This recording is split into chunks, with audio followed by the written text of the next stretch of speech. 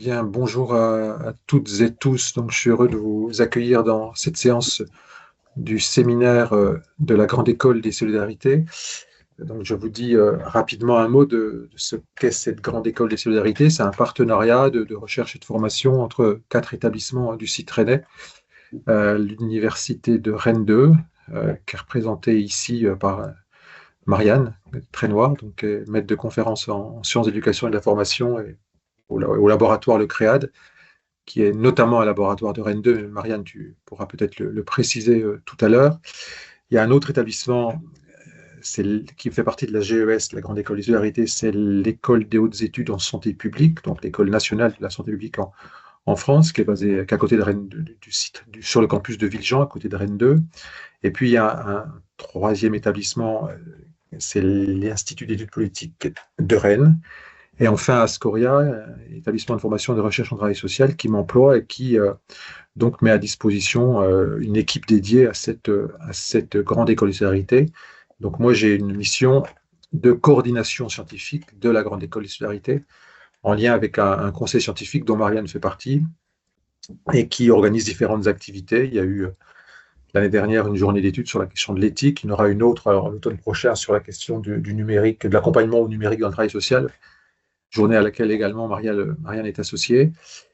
Il y a un séminaire, voilà, au départ en présentiel, avant, et puis ensuite voilà, avec l'arrivée du Covid et l'habitude de faire des choses en distanciel, eh bien, on a ouvert en distanciel, ce qui permet en fait d'inviter des collègues qui sont sur différents territoires en France ou hors de France. Donc, bienvenue à toutes et tous, hein, et donc, l'invitation a été envoyée au réseau de la Grande École de Solidarité, mais également à d'autres réseaux auxquels on participe, notamment celui du groupement d'intérêt scientifique Hybridaïs, un groupement sur l'exercice des métiers et sur les processus de professionnalisation dans le domaine de l'intervention sociale. Alors aujourd'hui, on a le plaisir d'accueillir Clarissa Figuera, qui est maître de conférence en sciences d'éducation et de la formation à l'Université de Lille, qui est au CIREL, le Centre interuniversitaire de recherche en éducation de Lille.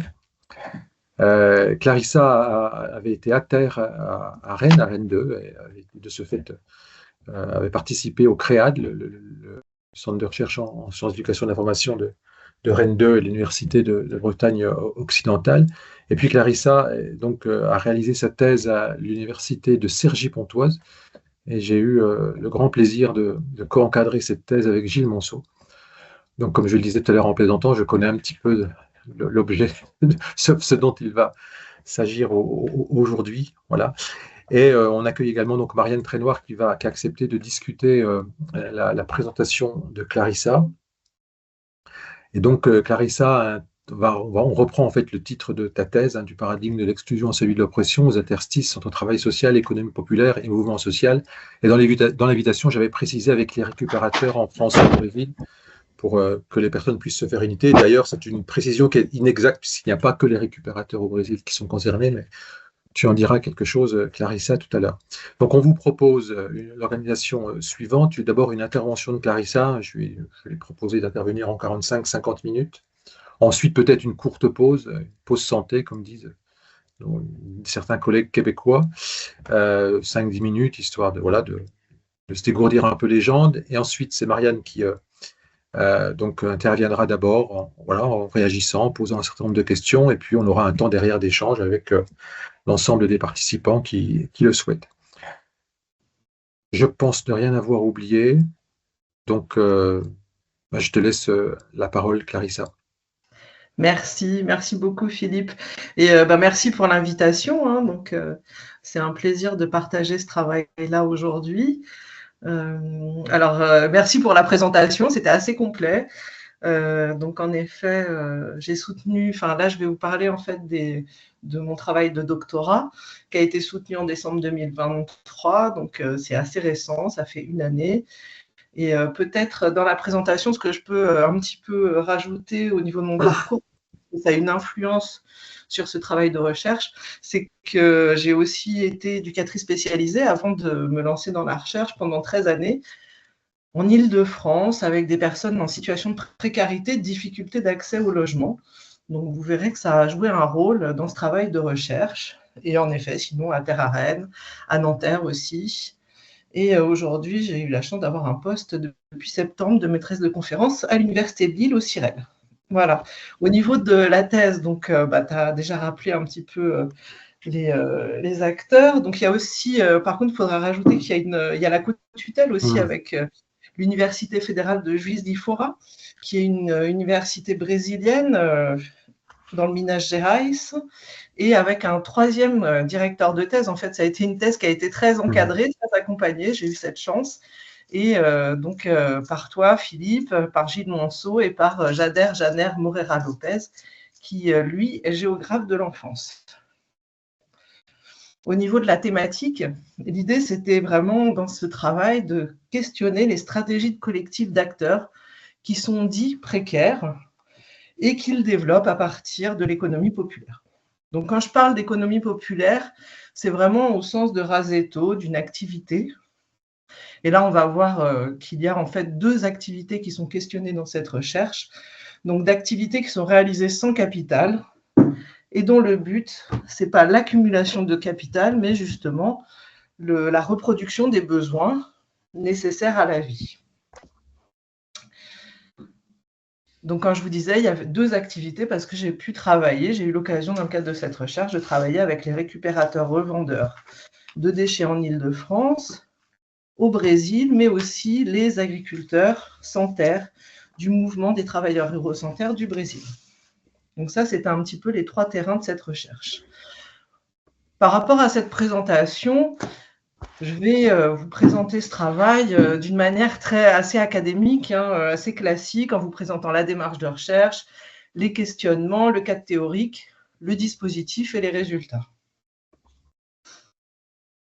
Donc, j'ai déjà commencé à parler de ma démarche de recherche, en fait, en vous parlant de mon parcours professionnel avant la recherche en tant qu'éducatrice spécialisée. En effet, cette recherche, elle a commencé, on peut dire, quand j'étais éducatrice spécialisée sur un projet d'insertion en Île-de-France, sur la ville de Montreuil. C'est sur ce projet que j'ai eu un questionnement qui est apparu et qui s'est structuré à partir d'un des paradoxes de l'action sociale. Alors, il y en a beaucoup au niveau de l'action sociale, mais c'est vrai que en tant que professionnelle, je me suis violemment pris un paradoxe qui était à partir d'une injonction. En fait, on avait cette injonction de mobiliser les ressources des personnes et en même temps, on participait à un processus d'invisibilisation de leurs pratiques d'économie populaire, donc de ce travail qu'ils réalisaient, de récupération, revente de déchets. Alors, j'ai quelques illustrations, donc je vais partager le document. Et normalement, là, on est bon. Hop. Et donc, voilà les illustrations, en fait, de ce projet d'insertion où, justement, ces questionnements ont commencé. Donc, c'est un projet d'insertion en Île-de-France. C'est une mousse. Alors, s'il y a des gens qui sont un petit peu ancrés dans le travail social et dans les difficultés d'accès au logement, le logement insalubre, ils peuvent connaître ce type de financement. C'était une maîtrise d'œuvre urbaine et sociale qui a duré 5 ans, qui était réservée à des familles en fait issues de squats et bidonvilles. Et il s'est avéré que ces familles avaient pour activité principale la récupération-revente de déchets, et notamment la ferraille, ce qu'on appelle classiquement la ferraille. En tout cas, c'était ce qui était visible pour nous, pour les travailleurs sociaux, sur le projet d'insertion. Donc, c'était un projet d'insertion en caravane, avec peu de financement, peu de moyens, mais au final, des gros moyens mobilisés sur la fin du projet, puisqu'il y a eu des logements sociaux qui ont été construits, que vous voyez... c'est les 2 photos que vous voyez à droite de l'écran, donc des modulaires, logements associatifs, et des logements HLM, c'est des logements en bois qui sont en dessous et qui ont permis en fait le relogement des familles. C'était un petit peu une mission impossible, ce projet. Pourtant, il y a quand même eu des réussites, mais c'est vrai qu'on a eu de grosses difficultés par rapport aux attendus initiaux du projet d'accompagnement social vers et dans le logement des familles, qui étaient toutes d'origine roumaine. Le projet a duré pendant 5 ans. Enfin, le projet a duré 5 ans, de 2009 à 2014, et c'était aussi la période des mesures transitoires, qui est un dispositif transitoire, comme son nom l'indique, que l'État français a décidé en fait d'imposer aux Roumains et Bulgares pendant leur arrivée en fait dans l'Europe, et qui intègre en fait des règles particulières d'accès à l'emploi, en fait, qui freinent l'accès à l'emploi des personnes roumaines et bulgares. En fait, pour avoir un accès à l'emploi, une autorisation de travail, ces personnes devaient avoir une promesse d'embauche avec un employeur qui devait payer une taxe de l'équivalent d'un mois de salaire, et des demandes d'autorisation à faire à la directe avec une procédure qui prend 6 mois à 1 an. Donc, autant dire que pour un travailleur social, avec des familles d'origine roumaine qui ont des difficultés, pour certaines quand même, d'accès à la langue, peu scolarisées. On était sur des personnes qui étaient peu scolarisées, donc qui n'étaient pas du tout dans les critères, en fait, dans les standards de l'emploi en France. C'était un petit peu un attendu, une commande que je pourrais dire aujourd'hui, c'est un petit peu une mission impossible à réaliser. Et le paradoxe, c'est aussi ce qui a mis à jour ce paradoxe par rapport à l'économie populaire, c'est qu'au final, la solution a été trouvée par les membres du projet, par les familles qui étaient hébergées, qui ont, un d'eux, en fait, a trouvé ce statut d'auto-entrepreneur pour légaliser son activité de ferraille, et nous a demandé de l'accompagner dans ce processus. Donc, en fait, on a utilisé le statut d'auto-entrepreneur pour légaliser leur activité de récupération-revente de déchets de ferraille. Par contre, là où est le paradoxe, c'est qu'en effet, on a bien mobilisé les ressources des personnes, mais on a eu des demandes récurrentes, en fait, de rendre ce travail, de disqualification de ce travail par les financeurs, que ce soit la mairie, la préfecture, en raison de sa caractéristique d'être une économie sale, précaire. Et donc, on a dû rendre ce travail invisible. Il n'apparaissait pas du tout dans les bilans. Pourtant, c'est ces statuts auto-entrepreneurs qui a permis en grande majorité la légalisation et l'officialisation des situations des personnes sur le territoire français, et donc l'accès au logement et la réussite du projet. Donc, on a eu cette marge de manœuvre en tant que professionnel, et en même temps, ça a été, on pourrait dire, un analyseur du travail social et des injonctions paradoxales des situations dans lesquelles peuvent être le travail social et les personnes qui sont accompagnées dans le cadre de ces dispositifs. Donc, en termes de questionnement, mon premier questionnement, c'était vraiment un questionnement de praticienne-chercheuse. Donc là, je mobilise Ruth Canter-Krohn, qui parle un petit peu de ce praticien-chercheur en tant que chercheur qui travaille, ou un praticien qui cherche sur son propre terrain professionnel ou dans le même champ. Donc, en effet, j'ai constitué ma recherche à partir d'une activité professionnelle, d'un questionnement de professionnel. Et d'ailleurs, ma première question, c'était vraiment sur le rôle de l'économie populaire dans les parcours d'insertion. Il s'agissait vraiment de savoir si l'économie populaire pouvait être un levier d'insertion pour les personnes. Le questionnement s'est décalé en raison des réactions qu'il a occasionnées chez les personnes avec qui je travaillais, chez les récupérateurs, qui ont réagi assez violemment à ce terme d'insertion, en me disant de manière récurrente qu'eux ne souhaitaient pas être insérés, en tout cas, ils n'avaient pas besoin d'être insérés, étant donné qu'ils l'étaient déjà. Donc, il y a eu, en raison de ces réactions, une évolution du questionnement, et je me suis dirigée vers un questionnement plus large des enjeux, des stratégies de ces acteurs dans le cadre de leur propre pratique d'économie populaire. Donc, la démarche, elle était vraiment inductive, sans hypothèse ni cadre de pensée, cadre théorique au départ. L'empreinte de la praticienne-chercheuse, elle a aussi eu des effets sur la construction du dispositif de recherche, avec une habitude professionnelle de réaliser du suivi social individualisé des personnes, que j'ai pu retrouver, en tout cas que j'ai remobilisé dans la recherche, en faisant quelque part ce que je pourrais appeler du suivi de recherche.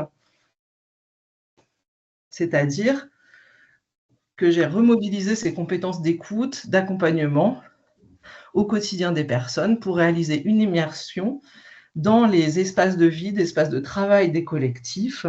Et c'est un petit peu à ça que correspond le suivi de recherche, sauf que là, l'objectif n'était plus de réaliser un accompagnement social avec une transformation des personnes vers les standards attendus pour eux, pour leur insertion, mais plutôt un accompagnement des personnes pour voir un petit peu les savoirs qui mobilisent, leurs pratiques et leurs stratégies. Dans ce cadre-là, je me situe aussi dans la continuité, excusez-moi, d'une tradition de recherche, étant donné qu'il y a des liens, c'est la Passade qui reconstitue un petit peu les traces dans l'histoire de ces liens entre la sociologie et le travail social, et notamment dans la constitution de l'école de Chicago. Lui, il en parle, c'est dans son ouvrage, l'Ethnosociologie en 91, il en parle en montrant un petit peu ces liens entre travail social et école de Chicago. Il va évoquer le mouvement des enquêtes sociales, donc aux États-Unis, en Angleterre, en France avec les enquêtes de Le Play, notamment, et rappelle que dans ces démarches, il y avait une installation en fait des chercheurs dans les collectifs, dans les lieux de vie des personnes, mais l'objectif était plus réformateur que de construction de savoir, et en même temps, ça a donné lieu à des belles enquêtes ethnologiques, des belles études, beaucoup de données en fait sur les conditions de vie des personnes, mais ça s'est fait dans ce lien entre travail social, intervention et recherche. D'ailleurs, il cite en fait Everett Hughes, qui nous dit « La sociologie fut un mouvement social avant de devenir une matière d'enseignement universitaire ». Donc, par ce biais-là, en mobilisant cette citation, il montre vraiment les liens, une tradition de recherche qui lie la sociologie à l'intervention et aussi au travail social.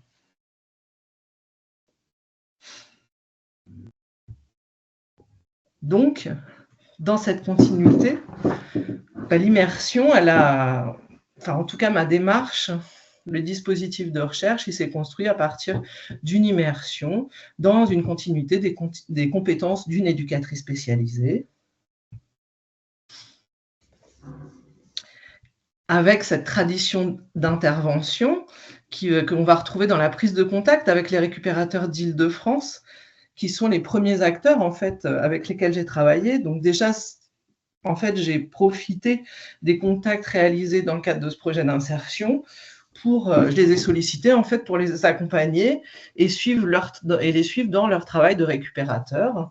Donc il y a déjà eu ce réseau social, ce réseau professionnel que j'ai pu mobiliser, et donc bénéficiant de la confiance des acteurs, j'ai été invitée à participer à leur vie quotidienne, notamment dans le cadre d'une association en Île-de-France de récupérateurs et d'un collectif de recherche-action qui s'appelle Rue Marchande.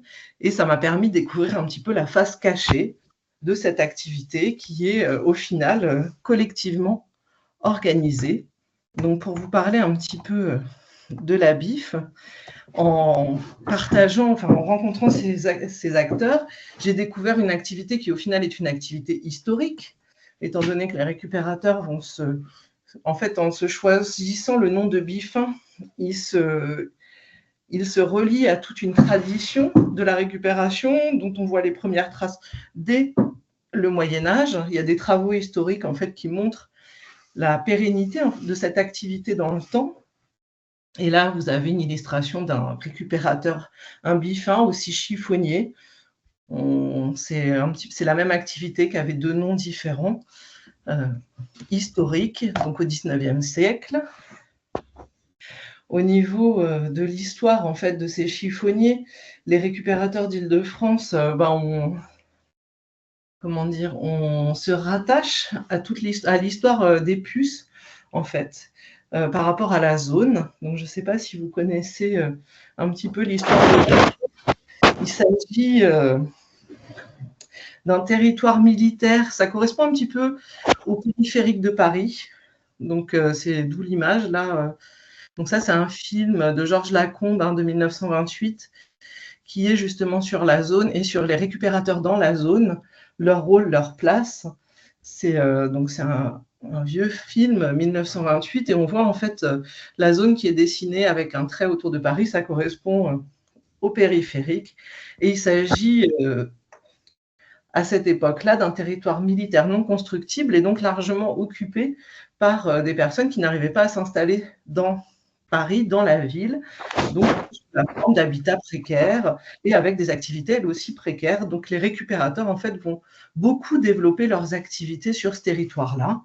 Au moment de l'annexion du territoire à la ville de Paris en 1919, ils vont être mis dehors et donc il va y avoir tout un processus en fait de négociation pour qu'on leur réserve des espaces de travail sur ce territoire et ça va être la création des puces. Donc à Paris, on a plusieurs puces de Montreuil, puces de Montmartre, puces de Vanves, qui sont en fait le résultat de cette histoire. Là, c'est une image de marché aux puces historique en 1908 avec des récupérateurs qui justement revendent à même le sol. Aujourd'hui, on trouve encore cette modalité de travail des récupérateurs qui vont mettre un drap par terre et mettre les affaires qu'ils ont récupérées dessus pour une vente auprès des personnes qui passent. Et ça leur permet aussi de réagir de manière assez rapide face à la criminalisation. Donc ça, c'est les marchés aujourd'hui. La criminalisation, c'est-à-dire que si jamais la police intervient, ils vont pouvoir plier le drap, récupérer leurs affaires plus rapidement et courir pour échapper à la police, parce qu'aujourd'hui, cette activité est donc une activité criminalisée.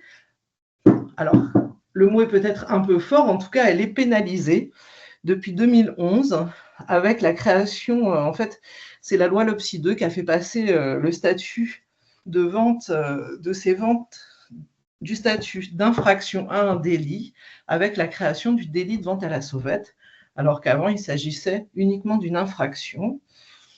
Donc, depuis 2011, ce statut est puni de 6 mois d'emprisonnement et de 3 750 € d'amende avec confiscation immédiate des produits et moyens qui sont liés à l'activité.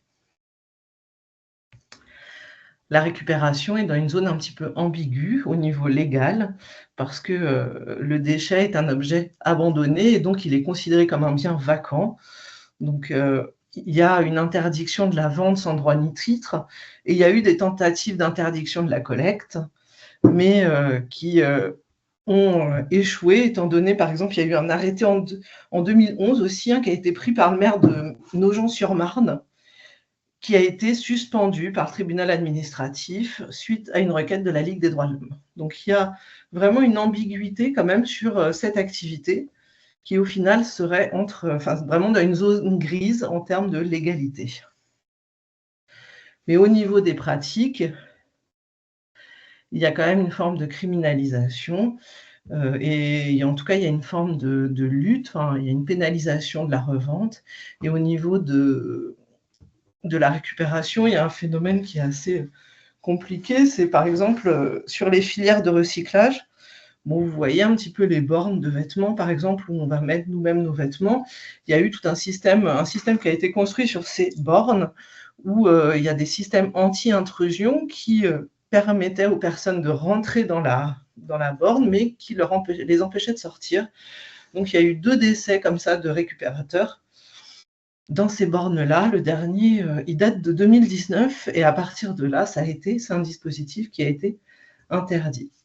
Donc voilà un petit peu pour la pénalisation et les tentatives d'invisibilisation, d'interdiction de l'activité qui en même temps résistent à ces tentatives et notamment par une organisation au final en Île-de-France avec 3 associations de récupérateurs et un collectif de recherche-action qui se mobilisent pour réaliser l'activité, la faire connaître, créer des espaces de vente.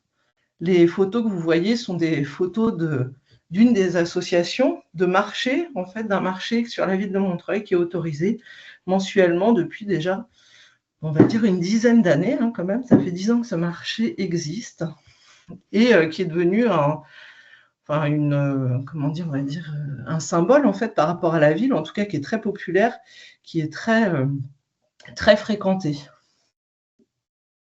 La ville a essayé de l'interdire et il y a eu une mobilisation de la part des habitants avec une pétition qui a été très signée et qui a bloqué en fait l'interdiction du marché.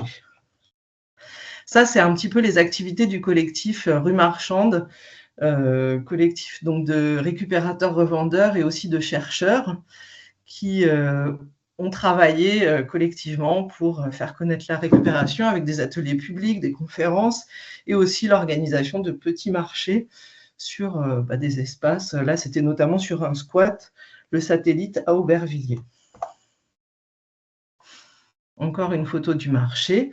Et après, il y a ces espaces de vente légalisés et il y a les espaces de vente illégaux qui se réalisent toujours aux abords des puces et qui, en fonction des opportunités de territoire, peuvent devenir des grands marchés, comme là sur cette illustration, où vous voyez une illustration de la Grande Sauvette, ce que les Biffins appellent la Grande Sauvette, qui est un petit peu une opportunité, des moments d'opportunité où la répression, en fait, va être plus limitée. Et donc souvent, ça peut être pendant l'été, quand il y a des problèmes en termes d'effectifs au niveau de la police, ou alors quand il y a des conflits sur la porte de Montreuil, par exemple, entre la ville de Paris et la ville de Montreuil, sur qui doit prendre en charge le territoire de la porte de Montreuil. Et là, ça va donner lieu à des grands marchés, donc, qui sont illégaux, mais qui se réalisent aux abords des puces. Alors, dans cette stratégie un petit peu de suivi des acteurs, j'ai été amenée à rencontrer le mouvement national des récupérateurs de matériaux recyclables du Brésil. Ça, c'était dans le cadre, en fait, d'une rencontre qui est organisée entre les récupérateurs d'Île-de-France et les récupérateurs brésiliens. Étant donné mes compétences en langue portugaise, l'association m'avait demandé de faire une traduction, de les accompagner dans la visite en fait de la porte de Montreuil, de leur territoire de travail. Et cet échange était organisé dans le cadre de Global Waste, qui est le réseau international de récupérateurs du monde entier. Donc, qui fédère des collectifs de récupérateurs du monde entier et qui organise de temps en temps des rencontres, qui fait l'intermédiaire. Et donc, dans ce cadre-là, il y avait une rencontre entre les récupérateurs français et les récupérateurs brésiliens. Donc, ce mouvement social, c'est un mouvement qui a une ampleur vraiment différente. En fait, il fonctionne à une échelle différente en termes de récupération, d'activité par rapport aux récupérateurs d'Île-de-France qui sont plus sur des activités locales, des collectifs locaux. Le mouvement national des récupérateurs brésiliens, lui, s'organise, se structure à l'échelle nationale, donc à l'ensemble du territoire, la Fédération du Brésil. Son cœur, il a été créé en 2002, donc il a 22 ans, 2002, on va dire, excusez-moi, ouais, 22 ans, c'est ça, 23 ans, désolé. Et le cœur historique, en fait, de ce mouvement social, il est à Belo Horizonte. C'est là où j'ai pu les rencontrer. Enfin, en tout cas, les membres que j'ai rencontrés à la porte de Montreuil faisaient partie, en fait, de cette histoire, étant donné qu'il y avait Luis Ignacio, qui est un des fondateurs du mouvement, et donc qui était récupérateur de rue à Belo Horizonte, qui est le territoire sur lequel la coopérative, alors il ne s'agissait pas de la première coopérative de récupérateurs, c'était la deuxième coopérative de récupérateurs qui a été créée et qui est à l'origine de la création de ce mouvement social. Il s'agit de Asmaré. Et cette coopérative a été créée avec l'aide de la Commission pastorale de la rue, organisation religieuse populaire, affiliée au mouvement de la théologie de la libération, qui s'est développé dans les années 70. Donc pendant la dictature militaire, il y a eu tout un mouvement en fait de relecture de la Bible et de recherche en fait disons qu'il y a eu tout un mouvement de préoccupation par rapport aux pauvres en Amérique latine qui a été très fort dans l'Église, avec ce nombre en fait de personnes pauvres qui était assez impressionnant. Et donc, il y a eu cette option préférentielle pour les pauvres, cette relecture de la Bible, notamment le texte de l'Exode, dans lequel, qui est relu comme un processus de libération de l'homme sur terre et non dans le ciel.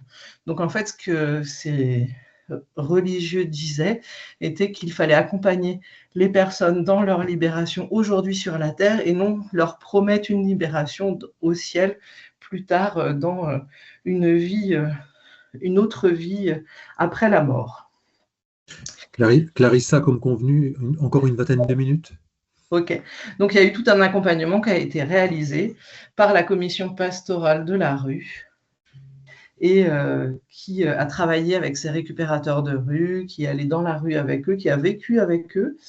La décision, c'était un petit peu de fermer les églises, de sortir des églises et d'aller dans la rue avec les personnes. Et ils ont accompagné, en fait, ils ont apporté une première reconnaissance à ces acteurs.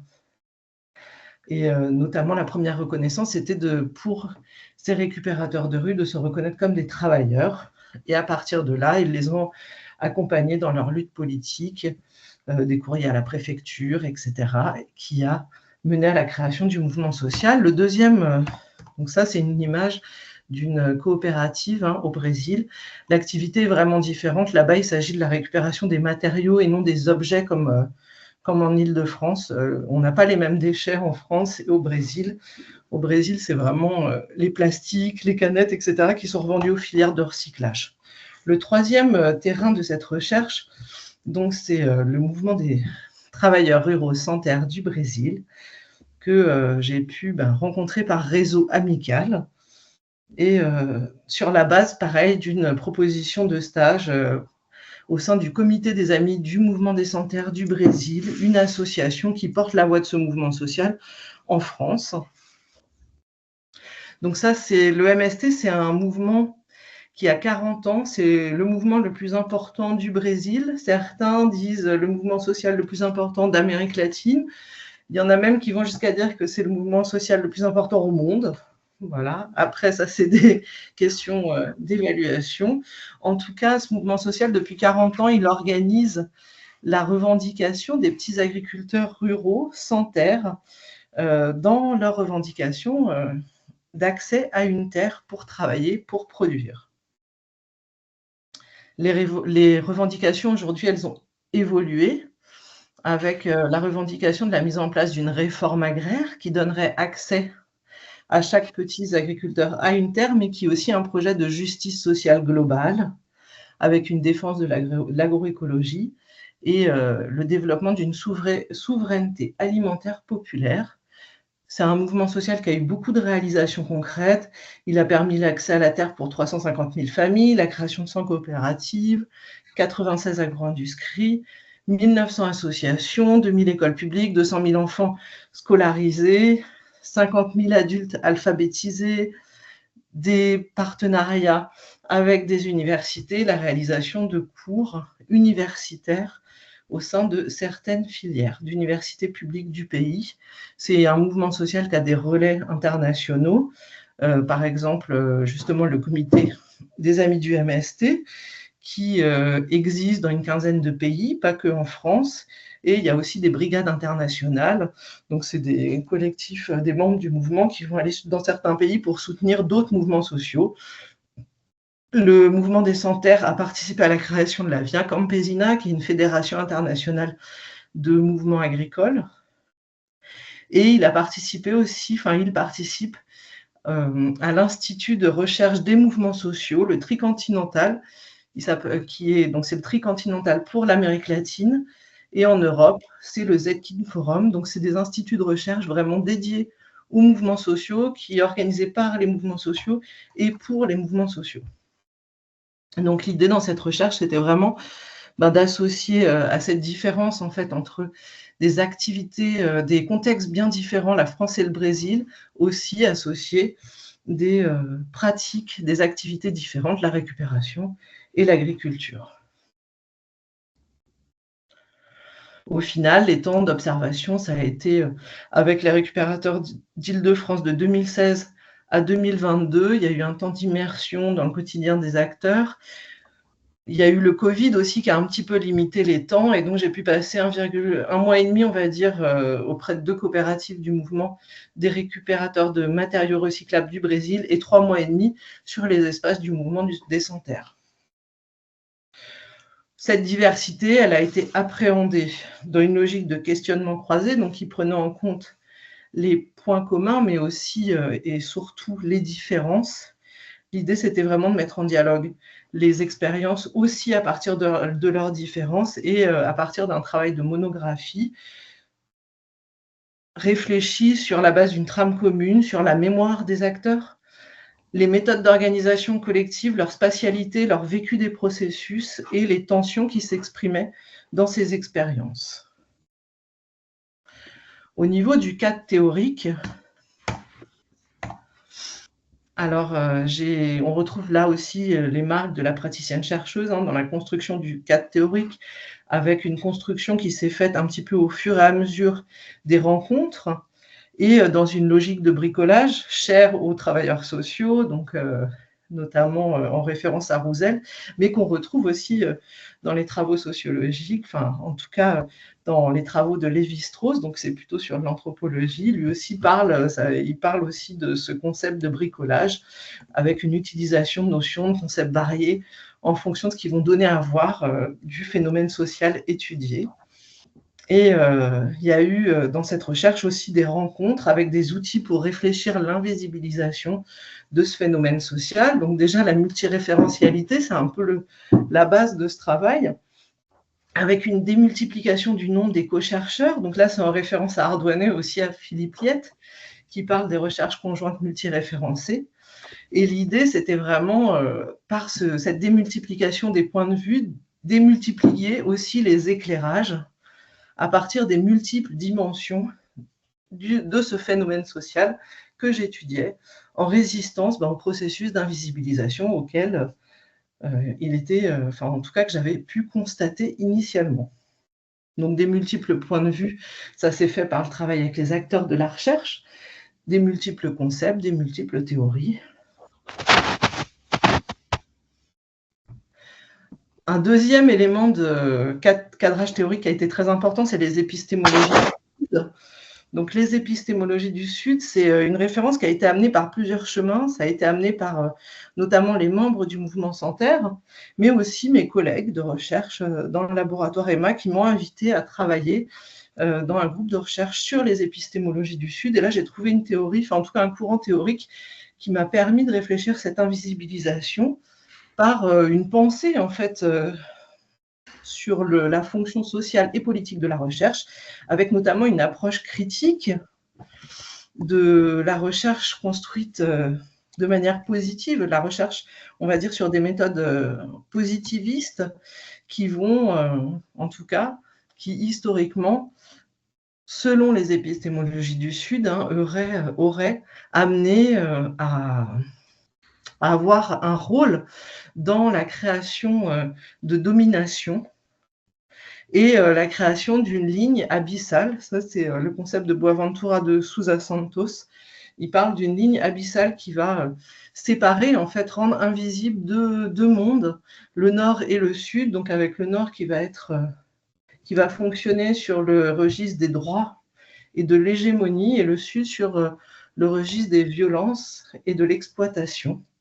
Donc le questionnement, il est vraiment sur le rôle politique de la science et cette ligne abyssale, justement, menant à des invisibilisations. L'idée, la proposition des épistémologies du Sud, justement, c'est de se questionner sur ces absences et de développer une sociologie des émergences à partir des expériences qui vont être les plus invisibilisées et les potentialiser, notamment par le biais de la recherche. Donc le premier chercheur, c'est l'acteur.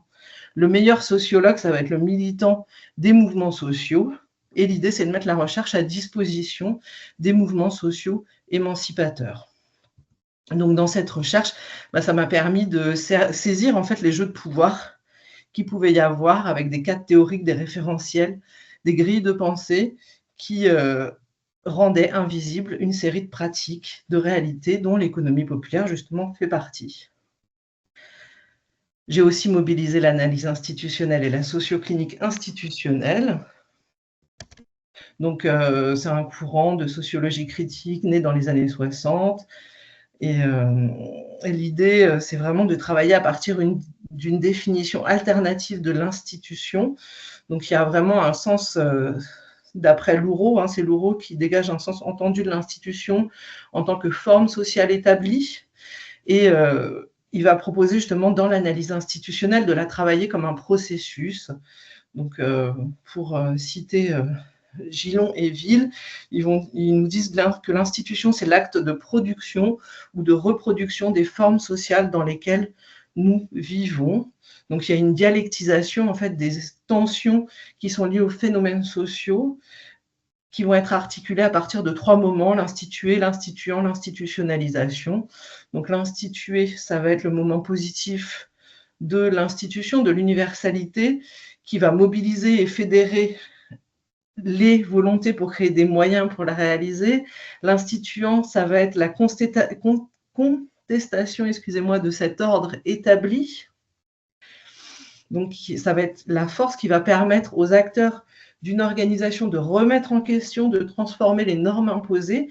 Et l'institutionnalisation, le dépassement, ça va être le moment de dépassement de cette contradiction avec un effet d'absorption et de normalisation de cette contestation de l'instituant. Donc, par ce nom qui est donné à l'instituant, l'analyse institutionnelle, elle crée un dialogue avec les épistémologies du Sud qui va permettre justement de percevoir les zones d'ombre que les épistémologies du Sud pointent et qui va permettre aussi de prendre les acteurs au sérieux dans une logique de sociologie des émergences en s'intéressant en fait au potentiel justement de ces pratiques instituantes. Troisième cadre théorique mobilisé, la géographie sociale, qui justement propose de s'intéresser aux liens de l'homme avec les espaces. Et donc, je l'ai mobilisé justement pour son outillage théorique sur la matérialité des organisations et qui a permis de rendre visible, en fait, à partir de cette matérialisation, les invisibilisations qui sont en jeu dans la recherche et dans les pratiques des collectifs. En termes de résultats... Encore 10 minutes, Clarissa. Parfait. Il y a 3 résultats principaux. Déjà, il y a eu le repérage d'un paradigme, donc avec un passage du paradigme de l'exclusion au paradigme de l'oppression. Donc là, quand je parle de paradigme, je parle au sens de Kuhn, de quasi-système, en fait, de pensée, qui vont orienter les pratiques et qui vont s'institutionnaliser dans une série d'organisations, de dispositifs et d'institutions. Donc ces paradigmes de l'exclusion et de l'oppression, déjà le premier, en fait, je les ai perçus grâce à une dénaturalisation de mon point de vue par la rencontre avec les acteurs. Je vous avais dit, quand je leur ai parlé d'insertion, en tout cas les récupérateurs français, qui était le terme que j'utilisais au début, ont un petit peu, m'ont arrêté en disant que ce terme ne leur convenait pas du tout et ne correspondait pas à leur réalité. Et donc, ça a pu être perçu aussi par la rencontre d'un paradigme alternatif, qui est ce paradigme de l'oppression, qui est assez fort au Brésil. Ils ont été visibles parce que les deux, exclusion et oppression, ces deux paradigmes sont assez antinomiques. Et le passage, il s'est fait justement par une analyse de mes implications et la nécessité de penser les expériences à partir du point de vue des personnes. Donc, arrivant sur le terrain en questionnant les bifins, les récupérateurs sur leur insertion, ils m'ont aussi fait remarquer que je parlais beaucoup de problèmes, et ça, c'est un petit peu une habitude d'éducateur spécialisé qu'aujourd'hui j'ai bien pu repérer, c'est-à-dire qu'on parle de problématiques de la BIF, tout est problématisé, tout est formulé sous forme de problème. Et eux, justement, nous disaient justement, alors je dis nous parce qu'on était avec une autre collègue, Olivia Mercier, qui elle aussi est en train de faire un travail de thèse d'ailleurs sur la récupération en ce moment, elle doit finaliser. Et donc, il nous disait qu'il ne fallait pas parler de la récupération comme un problème, mais comme une solution, parce que pour eux, c'était une solution. Ça a été une vraie gymnastique pour nous, au niveau mental, pour penser la récupération comme une solution, et donc à partir du point de vue des récupérateurs, et donc aussi se débarrasser de ces habitudes de pensée, de ce référentiel en fait du travail social. Et c'est vrai que par rapport au paradigme de l'exclusion, donc pour continuer à y réfléchir, je me suis intéressée aux documents qui étaient liés au projet d'insertion initiale, à l'historique du concept et à son rôle dans le secteur du travail social. J'ai repéré une influence par des fortes références à une forme de vie, une série de normes en fait, de vie normée. Donc il y a une vie normée qui est caractérisée. Dans l'insertion, c'est assez flagrant, avec l'accès à un idéal en fait d'insertion qui passerait par un travail salarié et un logement. Donc quelque part aussi, ce paradigme il mène à caractériser des anormalités qui sont lues comme des problèmes pour les individus et la société. À l'opposé, on a justement au Brésil ce paradigme de l'oppression qui va opérer un renversement avec le développement d'une pédagogie qui est aussi appelée pédagogie de l'opprimé. Donc, un des maîtres à penser, c'est Paulo Freire. Mais il y a aussi une de ces actualisations, notamment par le mouvement des travailleurs ruraux sans terre, qui est la pédagogie du mouvement. Elle est théorisée et pratiquée par ce mouvement social.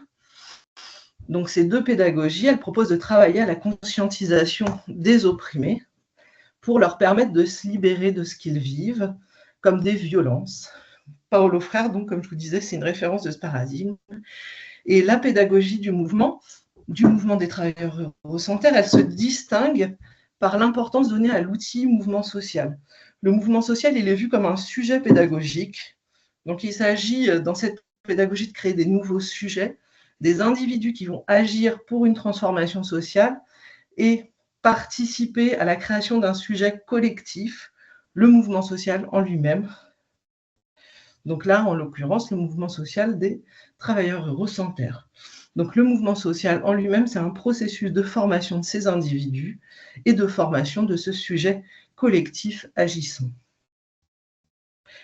Au niveau du MST, ça s'illustre par l'identité des sans-terres, qui aujourd'hui, être sans terre au Brésil, c'est plus une situation sociale, c'est défavorisé, c'est une situation politique, c'est une identité politique collective. Et il y a un élément qui le repère, c'est que le sans-terre, une fois qu'il a accès à la terre, dans le cadre de ce processus de lutte et de réforme agraire, il va continuer à se dire sans terre. Au niveau de la recherche, d'ailleurs, je ne suis pas du tout agricultrice, je me présentais comme une chercheuse et on me demandait si j'étais sans terre, si je faisais partie du mouvement. Donc c'est vraiment une identité politique qui est marquée. Au niveau des mouvements brésiliens, d'ailleurs, on retrouve la théologie de la libération qui est repérée en fait comme un acteur important dans la création des deux mouvements, le MST et le mouvement des récupérateurs brésiliens. Un deuxième résultat, ça a été de dégager un processus de dépassement de la précarité par la construction d'identités collectives pour soi et pour les autres dans le cadre de cette économie populaire. Donc, par cette recherche, j'ai pu saisir, en fait, en passant du paradigme de l'exclusion au paradigme de l'oppression, j'ai pu penser, en fait, ces économies et ces activités différentes et saisir le mouvement qui a été effectué par les acteurs de dépassement, justement, de cette précarité économique et de dépassement d'une assignation aussi symbolique à un statut social dévalorisé. Donc ça, c'est des illustrations, mais par exemple, on voit, par rapport au bifin, au chiffonnier, toujours une image inquiétante du bifin, du récupérateur, les processus aussi d'invisibilisation. Là, ça, c'est un des espaces de vente, initialement de vente de la porte de Montreuil, qui aujourd'hui a été complètement barricadé et avec des barrières qui sont vissées au sol, on ne peut pas les enlever. Et donc, ça montre vraiment comment cette activité est supprimés en fait du paysage de l'espace public. Au niveau des récupérateurs brésiliens, il y a cette histoire de l'homme au sac, qui est une histoire traditionnelle, une légende brésilienne, mais qui au final, pour les récupérateurs, est vécue comme une stigmatisation, étant donné qu'il s'agit d'un homme qui se balade dans les rues et qui attrape les enfants pour les mettre dans une besace. Et les récupérateurs sont associés à cet homme au sac qui va kidnapper des enfants par cette image de l'homme avec la besace, comme eux ont une besace dans laquelle ils mettent leur matériel. Et c'est une image qu'ils ont repérée comme une image stigmatisante, d'ailleurs qu'ils entendent régulièrement quand ils font de la récupération dans la rue. Ils entendent parfois des parents qui vont dire à leurs enfants « Attention, reviens, rentre, il y a l'homme au sac qui est là, il va t'attraper ». C'est une illustration en fait de un petit peu cette dévalorisation symbolique. Pour le MST, il y a la création de l'image du GK Tattoo qui est mi-homme, mi-animal et qui est un petit peu l'image d'un paysan qui serait feignant, qui ne veut jamais travailler. C'est devenu une image populaire. Et après, on voit aussi par rapport au mouvement sans terre tout ce discours en fait médiatique et politique, hein, parfois, notamment dans le cadre, Bolsonaro utilise beaucoup cette expression d'invasion en disant que le MST envahit des territoires, alors que pour le MST, il occupe des territoires dans le cadre de la réforme agraire du Brésil, qui est un cadre législatif organisé par la Constitution et organisé par des institutions brésiliennes. Donc là, on voit vraiment un discours en termes d'invasion qui est différent des pratiques qui sont des pratiques d'occupation.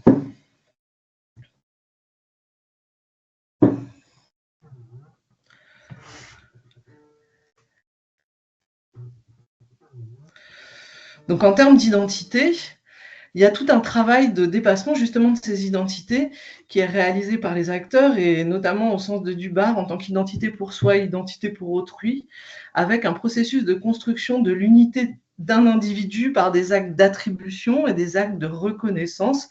Donc en fait, ce que Dubar lui nous parle des allers-retours permanents entre le regard d'autrui et le regard que nous portons sur nous-mêmes.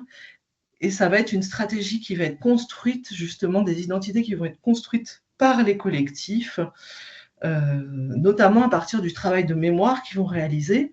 Donc les Bifins d'Île-de-France, ils revalorisent complètement leur activité quand ils se rattachent justement à cette histoire des chiffonniers et de créateurs des puces en Île-de-France. Donc quelque part, ils deviennent des acteurs historiques de la vie, du patrimoine culturel parisien. Donc ils se requalifient par ce biais-là. Et d'ailleurs, on voit aussi un travail de mémoire qui est fait par rapport à toute la mobilisation et toute la pénalisation, criminalisation de leur activité. Bon, ça, en fait, c'est une illustration c'est une récupératrice qui m'a donné un petit peu son musée personnel avec ses éléments personnels sur la mobilisation des récupérateurs, les différents mouvements. Et là, c'est un ruban, en fait, une rubalise qui avait été tirée par les policiers pour les empêcher de travailler. Elle l'a récupérée, elle a noté la référence, et pour elle, c'est des éléments de mémoire qu'il faut continuer à conserver, et c'est un petit peu, c'est une illustration de l'importance que ça a pour eux. Donc en termes de mémoire, on va retrouver la même démarche au niveau du MST et au niveau du MNCR. Les récupérateurs ont créé un mémorial, par exemple, qui fait référence, qui rend hommage aux récupérateurs décédés dans le cadre de lutte ou alors décédés juste uniquement par leur travail. Le MST fait beaucoup ce travail de mémoire et va s'associer en fait aux luttes traditionnelles pour la terre et historiques du Brésil et va se rattacher aussi à beaucoup d'images, de symboles, de personnages historiques de ces luttes. On va retrouver des modes d'organisation et des activités qui vont aider aussi à structurer cette identité collective. Alors déjà par une solidarité économique pour le mouvement des travailleurs ruraux sans terre. Donc on est arrivé à 50 minutes. Du coup, c'est vrai que je vais essayer d'aller un peu plus vite Et donc, au niveau de la solidarité économique, par exemple, au niveau du mouvement des travailleurs eurocentaires, chaque entité, occupation, campement est solidaire les unes des autres économiquement avec des caisses, par exemple, financières, communes qui peuvent être créées dans le cadre de mobilisation, qui peuvent être créées si jamais un campement a une difficulté. Les autres campements vont aider, vont se cotiser pour financièrement aider l'espace en difficulté. On a ce même fonctionnement chez les récupérateurs brésiliens. Il y a un exemple qui est très intéressant. Dans les coopératives, en fait, ils essayent toujours de trouver des systèmes pour pouvoir inclure aussi des personnes qui vont être âgées, qui vont travailler plus lentement, avec justement ils vont trouver des alternatives en termes de financement, mais ils vont essayer de toujours faire une place à ces personnes-là pour qu'elles puissent continuer elles aussi à travailler malgré leurs difficultés. Au niveau des BIFA, on retrouve cette logique de soutien mutuel avec des logiques d'inclusion. L'idée, c'est vraiment de se massifier au niveau des marchés qui sont créés, d'être de plus en plus nombreux, se pousser, faire de la place aux autres. Il faut qu'il y ait de la place pour tout le monde sur les marchés. Et après, il y a tout le travail de plaidoyer, justement, qui va être soutenu par la création d'une symbologie qui va matérialiser la culture des organisations et qui va créer une identité positive et une valorisation de l'activité. Donc ça, c'est des images des mouvements un peu bifins avec notamment ce gilet jaune qui a été créé avant le mouvement des gilets jaunes d'une association de récupérateurs qui valorise l'activité. Au niveau des récupérateurs, il y a tous ces symboles, casquettes, etc. Et il y a aussi cette reconnaissance du président Lula. Le président Lula est un ami du mouvement. Et là, on voit justement une photo qui a été prise de lui faisant un discours. Donc, le président Lula, c'est l'actuel président brésilien. Et donc, il fait un discours devant le drapeau du mouvement national des récupérateurs brésiliens.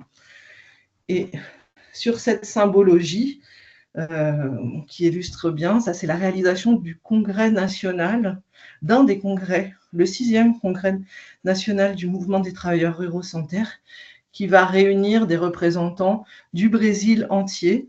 Et donc on voit bien un petit peu cette symbologie avec les couleurs rouges qui reviennent régulièrement, le drapeau, et une illustration. Et là, c'est une mystica, je pense, sur laquelle justement ils reproduisent le drapeau collectivement avec les personnes. Donc ça montre un petit peu comment la symbologie, le plaidoyer s'articulent pour construire cette identité collective.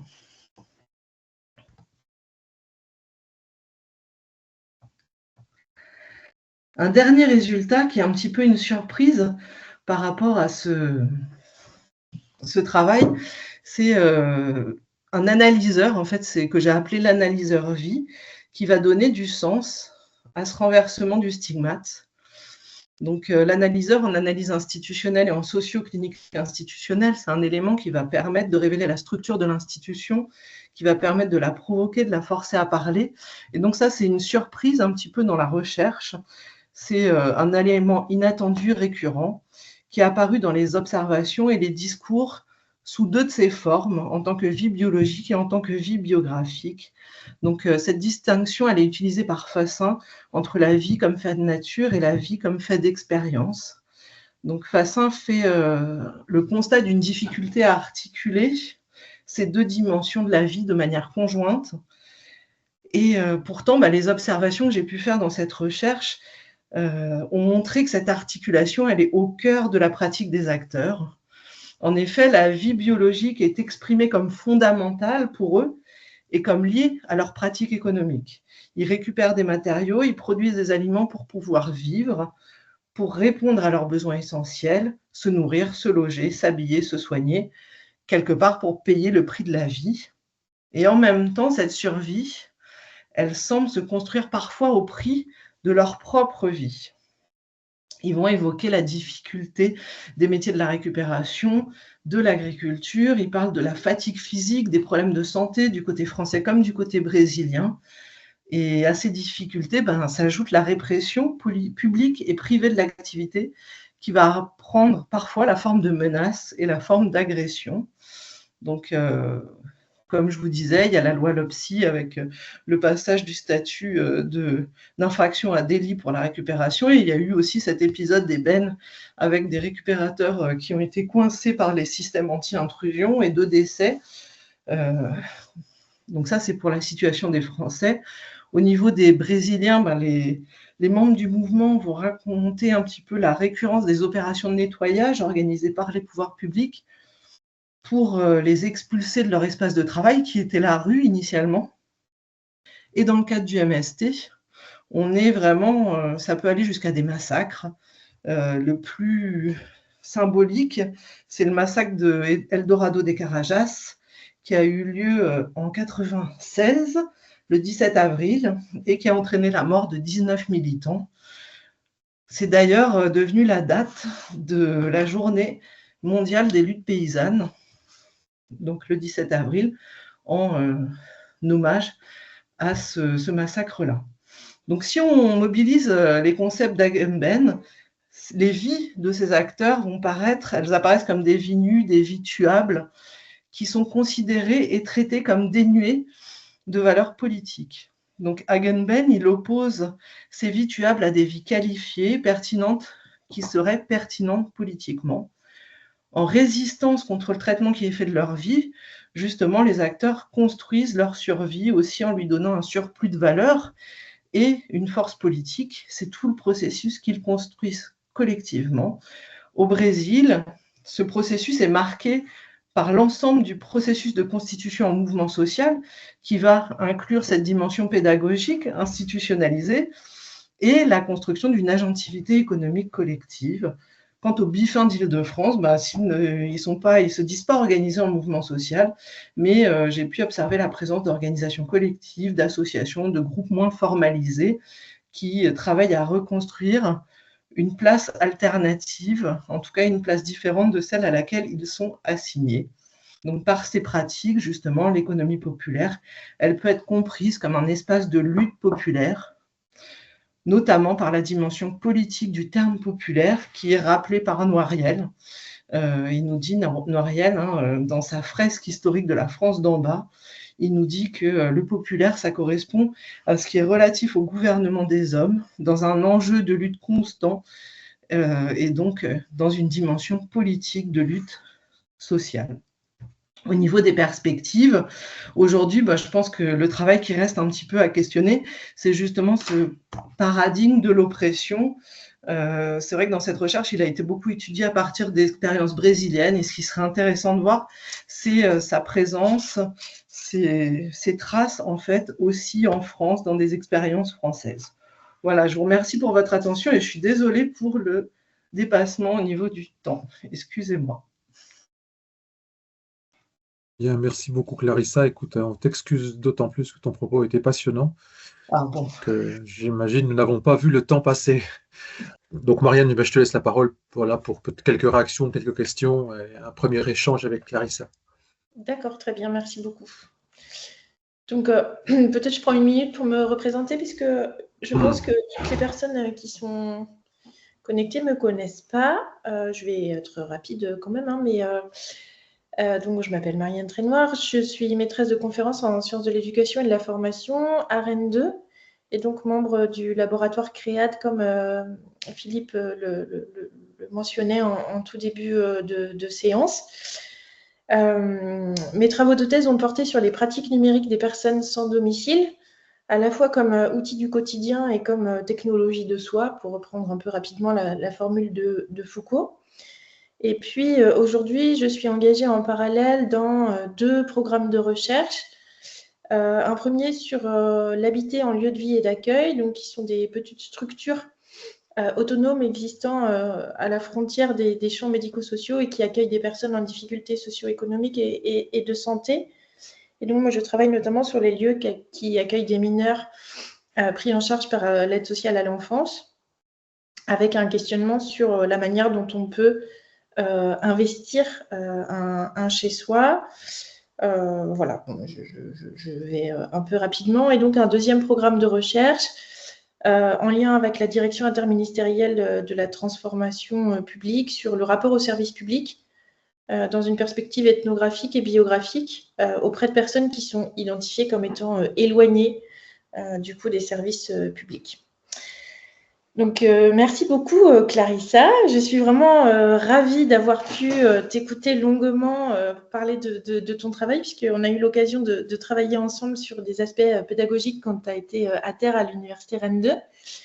Mais on n'avait jamais eu beaucoup de temps pour discuter du contenu de ton travail, que je découvre aujourd'hui, mais avec vraiment beaucoup d'intérêt.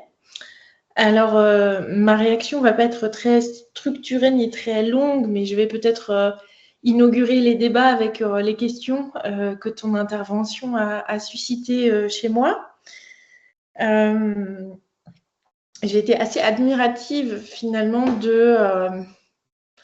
du nombre de terrains que tu as pu faire et puis de la manière dont tu parviens à articuler des situations individuelles et collectives et des observations qui sont quand même à mille lieues les unes des autres. Donc ça, c'est vraiment hyper intéressant. J'avais peut-être une première famille de questions autour de ta posture de chercheuse. J'ai trouvé ça vraiment très chouette que tu revendiques ton identité de praticienne chercheuse, disons-le sans faux semblant, avec peut-être souvent trop rapidement cette revendication d'objectivité, d'objectivation, de neutralité qui serait censée faire gage de scientificité, et que toi, tu t'embarques pas du tout là-dedans, mais au contraire, tu revendiques fort ta position de praticienne chercheuse. Je trouve ça chouette. Et même, tu as parlé de remobilisation de tes compétences professionnelles et d'une certaine forme de continuité des compétences. Du coup, ma question n'est pas très claire, mais j'aurais aimé que tu nous en dises un petit peu plus, en fait, sur est-ce que cette continuité des compétences, elle est aussi une continuité de posture, ou au contraire, comment est-ce que tu as fait bouger ta posture au cours de l'enquête, et peut-être même maintenant, parce que, bon, j'imagine tout ça est très récent, mais ton chemin en tant qu'ATER, puis ta titularisation à l'université, a nécessairement aussi fait bouger ta posture. Comment tu te définirais aujourd'hui en tant que chercheuse? Et même si j'imagine que ce n'est pas possible, tu n'as pas eu le temps d'investir 10 000 nouveaux terrains, je le conçois bien, mais comment est-ce que tu aimerais faire de la recherche maintenant, en fait? Comment, voilà, tu défends quand même une recherche aux prises avec la réalité des terrains, coopérative, impliquée, participative. Je ne sais pas vraiment quels sont les mots que toi tu revendiques, mais voilà, comment est-ce que tu définirais ton identité de chercheuse aujourd'hui? Donc voilà, j'avais envie de discuter un peu de ça avec toi. Et sinon, ma deuxième famille de questions porterait plutôt sur les modes de régulation des collectifs dont tu parles, puisque tu es assez peu rentré dans le détail finalement. Tu nous as parlé beaucoup de collectifs, mais il me semble avoir compris que ces collectifs étaient pluriels. Est-ce qu'il s'agit d'organisations qui rencontrent des BIFIN, par exemple, et je pense plutôt aux BIFIN d'Île-de-France quand on dit ça, à des associations qui rencontrent des gens de terrain et qui vont les soutenir, ou est-ce qu'on est plutôt dans des modes d'auto-organisation et de constitution en collectif à partir des BIFIN eux-mêmes? Ça, je ne suis pas bien sûre de l'avoir saisi. Peut-être aussi parce que la réponse est plurielle et qu'en fonction des collectifs dont il est question, le lieu d'émergence de ces collectifs-là est très différent. Enfin, je te laisserai nous en dire quelques mots. Et puis ensuite, moi, ça a beaucoup titillé ma curiosité sur les modes de régulation interne de ces collectifs, sur les modes de prise de décision, sur les hiérarchies internes, sur la régulation des éventuels conflits et sur d'éventuels clivages, peut-être au moins ethniques et ou de genre. Voilà. Est-ce que tu as aussi observé des choses dans ce sens et est-ce que tu les as soumis à l'analyse? Voilà. Sinon, j'ai téléchargé ta thèse en parallèle, mais elle est très, très longue. Alors, il va falloir écrire un livre, Clarissa, pour que ce soit plus accessible à tous tes pairs débordés qui ne pourront pas lire tes 450 pages de thèse. Merci encore, en tout cas. Sinon, c'est dommage parce qu'il y a un résumé long de 70 pages, mais en portugais. Ah oui, alors il va falloir que tu m'apprennes le portugais d'abord. Ouais, les Portugais, ils ont été favorisés dans ce. Je leur ai fait une petite économie de lecture. Merci pour tes questions. Alors déjà, on va commencer par les collectifs. C'est des collectifs auto-organisés. C'est vraiment les quatre, parce qu'au final, il y a 4 collectifs. L'association de récupérateurs, c'est une association de bifins, avec quand même la caractéristique, en fait, Rue Marchande, c'est aussi un collectif auto-organisé de bifins associé à des chercheurs. L'idée, c'est vraiment qu'il y ait une horizontalité. Il n'y a pas de toute façon, il y a très peu d'enjeux sur le collectif Rue Marchande. Donc, en termes d'enjeux de pouvoir, je pense qu'on n'était pas du tout dans des logiques de pouvoir. Donc, c'est vraiment l'enjeu, c'était plutôt de faire connaître l'activité. Et après, c'est pareil pour les mouvements sociaux brésiliens, c'est des mouvements auto-organisés, donc d'agriculteurs et aussi de récupérateurs. Par contre, ils ont quand même tous la spécificité, c'est d'avoir été impulsés par des personnes extérieures, des personnes qui ne sont pas de l'activité, mais qui ont accompagné l'auto-organisation, en fait. Avec quand même une particularité pour l'association de récupérateurs d'Île-de-France avec laquelle j'ai travaillé, où le président en fait, de l'association n'est pas récupérateur lui-même. C'est le seul à ne pas être récupérateur. Sinon, sur les autres collectifs, ils sont tous membres. Alors après, les statuts, ils évoluent au fur et à mesure de la vie de l'institution. C'est ça qui est intéressant. Notamment dans le mouvement sanitaire, il y a tellement de formations qu'au final, la personne, elle peut commencer agriculteur et elle finit militant politique à l'échelle internationale, à se retrouver à négocier dans des organismes qui n'ont plus rien à voir en fait avec son travail de la terre. Mais le point de départ, c'est quand même la terre, le campement, l'occupation. Ça, c'est vraiment le premier outil du mouvement des sans-terre, c'est de réaliser des occupations. Tous les membres du mouvement ont réalisé ces occupations de terre, ont eu ce temps en fait d'apprendre à vivre collectivement et à survivre sur une occupation et à travailler, à faire un travail d'agriculture. Alors après, pareil sur le MST, il y a aussi des alliances avec d'autres mouvements sociaux et c'est vrai que parfois ça se mélange. Sur les campements, on va retrouver notamment le mouvement, c'est l'Evante Popular da Juventude, c'est le mouvement du soulèvement de la jeunesse. C'est ça que ça voudrait dire, où là, c'est plutôt des classes moyennes, des jeunes de classe moyenne qui vont s'organiser politiquement et ils participent parfois à des occupations, ils participent aux activités du mouvement sans terre, donc ça se mélange un petit peu. Au niveau des récupérateurs, c'est des récupérateurs, mais qui ont été, pareil, ils ont été accompagnés par la théologie de la libération, par les religieux de la théologie de la libération. Donc l'impulsion, elle est quand même de l'extérieur. Et sur une association, le président lui-même n'est pas récupérateur et d'ailleurs ne fait pas de récupération. Il est plus dans la gestion de l'association, mais on ne peut pas vraiment dire, vraiment pour le coup, il a une place à part, un petit peu spécifique. Mais sinon, tous les autres membres sont récupérateurs. Donc voilà pour la question de l'organisation. Sur les modes de régulation. Alors ça, c'est très compliqué. Ça, c'est... Comment dire ?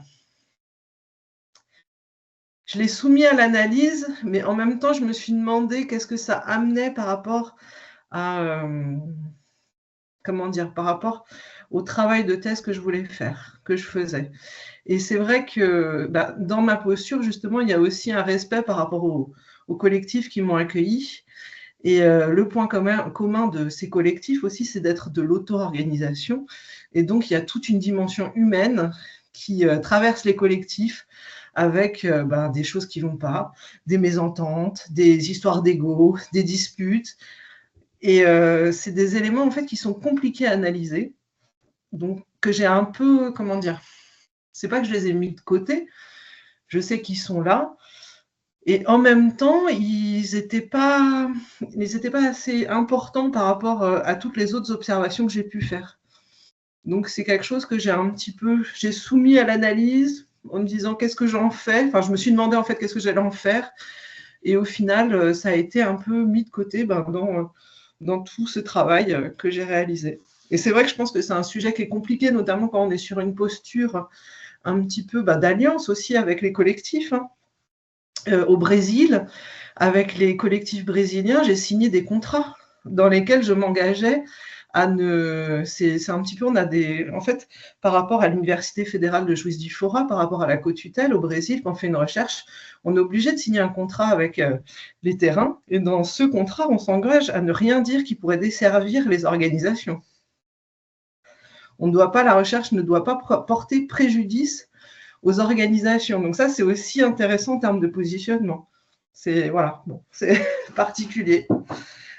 Et c'est vrai que sur les modes de régulation, des fois, quand on est en interne dans ces collectifs, forcément, on voit des choses qui sont aussi de l'ordre de l'humain. Et c'est pas parce que les gens sont organisés en mouvement social pour une justice sociale que la justice sociale, elle est partout dans le quotidien. Et des fois, il y a des tensions. Hein. Mais bon, donc c'est quelque chose qui a été un peu mis de côté pour l'analyse. Sinon, au niveau des modes de régulation, on va dire que le mouvement quand même qui est le plus organisé, c'est le MST. Et eux, avec leurs 40 ans d'expérience, ils ont ces conflits interpersonnels, mais ils ont aussi une organisation qui leur permet de canaliser, de transformer ces conflits en lutte politique, même en interne du mouvement. Par exemple, c'est la place de la femme. Le monde agricole, c'est un monde très macho. Et le MST est pas exempt de ça, en fait. Et il y a eu au sein du mouvement toute une lutte, en fait, des femmes pour avoir une place. Et au final, elles se sont organisées en secteurs. Il y a un secteur genre qui a été créé. Donc, dans ce mouvement, il y a des petits secteurs. Il y a le secteur éducation, secteur production, secteur finance, secteur relations internationales. Et il y a aussi le secteur genre qui a été créé à la base par les femmes. Aujourd'hui, il est investi par beaucoup, les LGBT ont investi ce secteur-là. Et d'ailleurs, ils sont en train de se créer aussi un secteur LGBT différent du secteur genre et qui permet en fait de politiser toutes ces tensions. Voilà, donc eux, ils ont vraiment des modes de régulation assez organisés, mais c'est quand même c'est un mouvement qui a vraiment une histoire. Je ne sais pas comment dire, ils ont réussi à se structurer, ils sont assez impressionnants dans leur organisation. Et chez les Brésiliens, en fait, il y a beaucoup d'autonomie au niveau des espaces, en fonction des espaces. Chaque espace fonctionne un petit peu comme il veut, comme il le souhaite. C'est pareil pour le MST. Au final, chaque campement, chaque organisation a son autonomie, son fonctionnement. Pour les Français, ça l'est de fait parce que les organisations n'ont pas de lien entre elles. C'est des organisations différentes. C'est 3 associations qui existent, qui sont des associations de BIFIN, mais qui sont indépendantes. Alors que sur les mouvements sociaux brésiliens, ils s'articulent à l'échelle du pays et en même temps, ils sont indépendants. Chacun décide pour soi de ses règles, etc. Donc ça, chez les BIFIN, du coup, c'est vraiment un fonctionnement. Il n'y a pas forcément de modèle, alors que sur le mouvement Santerre, il y a un modèle quand même. Il y a des principes directeurs, etc. pour les organisations.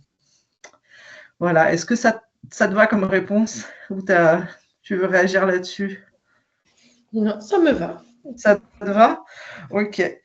Donc, et après, sur la posture de chercheuse, en fait, c'était Dominique Paturel. Je l'ai rencontrée dans le cadre du collectif Rue Marchande. C'est une chercheuse qui est aussi une ancienne éducatrice spécialisée, je ne sais plus, en tout cas travailleuse sociale. Philippe, il me semble que tu as travaillé avec elle un petit peu. Peut-être que oui, tu sais. je crois qu'elle était assistante, il me semble assistante sociale. Oui, voilà. Peut-être, ça doit être ça, assistante sociale. Et c'est elle, en fait, c'est elle qui elle m'a aidée à me positionner parce qu'elle se positionne vraiment fortement en disant qu'elle a été assistante sociale, mais que quelque part, elle l'est toujours. Et ça, c'est vrai par rapport à cette identité de travailleuse sociale, d'éducatrice spécialisée, au final, bon, j'ai un peu compris des éléments par rapport aux épreuves professionnelles. C'est vrai que c'est Ravon qui parle des épreuves de professionnalité. Et au final, je me suis demandé, mais comment ça se fait que je sois attachée comme ça au métier d'éducatrice spécialisée Normalement, bon, je suis passée à une autre étape, mais en même temps, je me ressens toujours un peu éducatrice spécialisée. C'est bizarre, c'est pas passé en fait. Malgré le poste MCF, c'est pas passé. Je me sens toujours éduc-spé. Et je pense qu'il y a une piste pour l'expliquer, c'est ces épreuves de professionnalité. C'est vrai que c'est des métiers où il y a pas mal d'épreuves quand même. On peut être confronté à des situations compliquées. Il y a un travail collectif, du coup, au niveau des collègues qui se fait. Il y a vraiment des situations assez difficiles, d'urgence, etc. Donc, qui me rattachent identitairement, je pense, à ce métier. Et puis, bon, après, il y a des histoires d'engagement aussi personnelles. Ce n'est pas un métier qu'on choisit par hasard, mais en même temps, je ne l'ai pas quitté par hasard. Et c'est vrai qu'aujourd'hui, je n'ai pas les mêmes missions. Donc, je parle de continuité des compétences, mais les objectifs, ils sont quand même différents.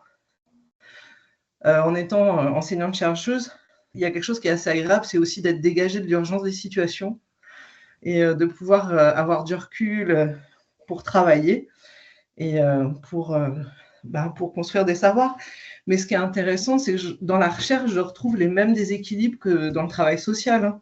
Quand il y a le discours sur les enquêtés, les enquêteurs, enfin voilà, c'est les hébergés. Et on a ce discours-là aussi, les bénéficiaires, les hébergés et les travailleurs sociaux. Je retrouve ça, c'est quelque chose qui m'a marqué directement. J'ai retrouvé les mêmes déséquilibres sur le chercheur avec ses enquêtés, le travailleur social avec ses bénéficiaires. Et donc ça, c'est quelque chose contre lequel je luttais un petit peu en tant que professionnelle et du coup, sur lequel j'essaye de continuer à lutter en essayant de développer quelque chose d'un peu plus horizontal et plus intéressant aussi en termes de construction des savoirs. Mais quelque part, il y a toujours dans cette construction des savoirs un peu un objectif opérationnel quand même. Et avec des publics qui vont m'intéresser plus que d'autres. Et aussi, aujourd'hui, il y a tout un cadre théorique qui permet de défendre cette posture. Donc, c'est pour ça qu'il y a toutes ces références, justement, la socioclinique institutionnelle, c'est un peu ce qu'elle discute. Il y a justement ce concept de praticien-chercheur. Aujourd'hui, il permet juste de parler de ça et de défendre cette posture. Il y a quand même un cadre théorique qui est développé, qui existe, sur lequel qui me permet en fait de défendre cette posture. Voilà, donc quand même toujours un petit peu éducatrice spécialisée, peut-être un peu plus nostalgique, mais et bon, après, c'est vrai que je n'ai pas eu le temps d'investir encore des nouveaux projets. Alors, il y a des projets qui commencent, qui arrivent petit à petit, mais on va voir comment ça va évoluer avec le temps, parce qu'au final, ça date de décembre dernier et le recrutement, c'était septembre. Ouais, c'était septembre, donc bon. Mais c'est vrai que sur les épistémologies du Sud, par exemple, c'est un cadre théorique, une posture qui peut me convenir, mais elle est peut-être un petit peu radicale. Et aussi, avoir le poste de maîtresse de conférence, c'est quelque part... je me demande comment ça va jouer justement en termes de normalisation, de se retrouver dans un monde avec des pairs qui sont plutôt chercheurs qui viennent pas du même monde en fait, du travail social. Enfin, c'est pas les mêmes histoires, c'est plutôt des histoires vraiment de chercheurs, peut-être des fois avec justement cette logique d'objectivation qui est plus forte, plus présente. On va voir comment ça va jouer justement sur mes pratiques. On verra. Voilà, merci pour tes questions. Je serais contente d'en rediscuter à l'avenir, et puis parce que il existe effectivement je ne sais pas si c'est des cas théoriques, mais au moins des appuis théoriques et une littérature qui permettent quand même aussi de défendre ce type de posture très impliquée. Après, je ne connais pas les épistémologies du Sud dont tu nous as parlé rapidement, ça m'a rendue curieuse, j'irai voir. Mais il y a aussi quand même actuellement tout un discours et un vocabulaire autour de la recherche participative, avec une conception un peu, j'allais dire tarte à la crème, mais c'est pas ça. Tarte à la crème de la participation, qui est pas sans instrumentaliser, voilà, ceux qu'on appelle ou nos bénéficiaires ou nos hébergés ou nos enquêtés. Et en fait, aujourd'hui, il y a un discours sur la participation qui, moi, me semble assez piégeux et qui, à la fois, reconnaissent aussi quand même des recherches impliquées comme étant des recherches valides, légitimes et même nécessaires, et en même temps être vigilant face aux formes de participation qu'on prétend mettre en œuvre, quoi. Surtout quand on est un chercheur un peu académique et qu'on n'a pas cette histoire du terrain, peut-être ce vécu de l'urgence et de... Voilà. Mais il y a la même chose sur la participation dans le travail social, hein. Oui. Il y a vraiment à chaque fois on retrouve les mêmes choses. Je trouve que c'est vraiment des univers qui se ressemblent, quoi. Enfin, je vois des similitudes, mais après c'est peut-être encore justement mon regard de travailleur social. Mais on a pareil sur la participation des hébergés, qui en fait au final est juste de la consultation. C'est ça. Mais il y a un ouvrage assez radical et très intéressant qui s'appelle « Pour en finir avec la démocratie participative ». Je pense qu'un jour, on pourra écrire « Pour en finir avec la recherche participative » ou en tout cas avec certaines formes de recherche participative et certaines conceptions de la participation de ceux que, alors je ne sais pas du tout comment les nommer, du coup, s'ils ne sont plus des enquêtés, mais des co-enquêteurs, comment est-ce qu'on les nomme? Il y a des publications récentes, et comme tu es à Lille maintenant, Clarissa, il y a notamment un numéro de la revue Participation de 2022, donc qui est relativement récent, qui a été co-dirigé par Marion Carrel, qui est professeure à Lille en sociologie. Donc, alors, c'est pas la même discipline que toi, mais ça doit être possible quand même de se rencontrer. Elle a longtemps dirigé le GIST Démocratie et Participation, ou co-dirigé Marion. Et elle a co-dirigé un numéro de la revue Participation avec Baptiste Gaudry, qui est un collègue de l'Université de Sherbrooke, au Québec, où il y a notamment la traduction d'un texte de Boaventura de Sousa Santo. Et l'introduction que Marion Carrel, Baptiste Gaudry et Maïté Join ont fait est vraiment remarquable sur les liens entre recherche participative et épistémologie radicale ou épistémologie du Sud. Donc là, je vous invite à lire ça.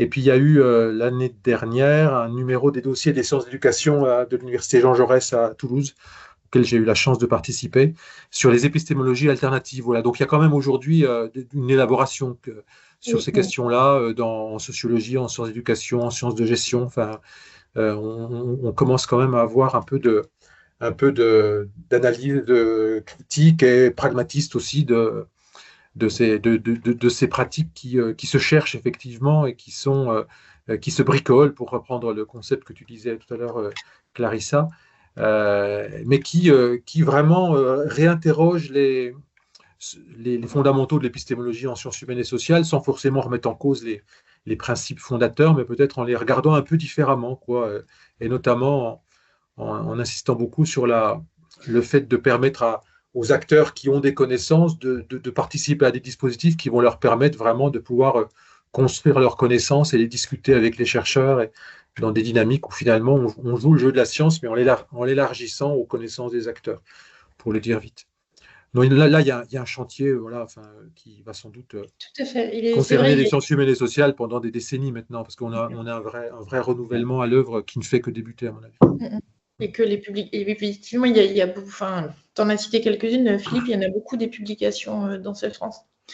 Mais c'est vrai que moi, ce qui me gêne, ou en tout cas ce qui doit, je pense, nous inviter collectivement à la vigilance, c'est le fait que la participation soit revendiquée par différents acteurs, tout en mettant des choses radicalement différentes derrière le terme. Oui, aujourd'hui, les mêmes mots peuvent désigner des pratiques même parfois opposées. Oui, tout à fait. Donc, il y a un effort de clarification, de catégorisation qui reste encore largement à faire. Clarissa?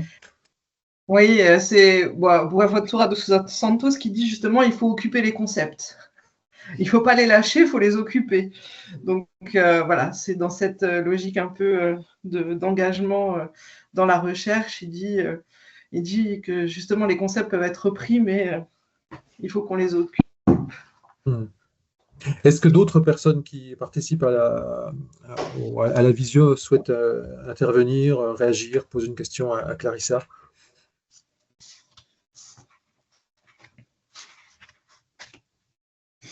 Non, pas de demande. Yazid, peut-être? Juste une petite réflexion. Donc, ce n'est pas mon champ d'action, en fait, ce que tu as proposé aujourd'hui. Et c'est avec plaisir. Tu peux te présenter rapidement, Yazid? Donc moi, je suis Yazid Assaini, je suis enseignant-chercheur à la Haute École de Bruxelles. Mon domaine, c'est la psychologie, c'est pas du tout la sociologie, etc. Quoique le travail social, je me sens concerné par le travail social puisque je...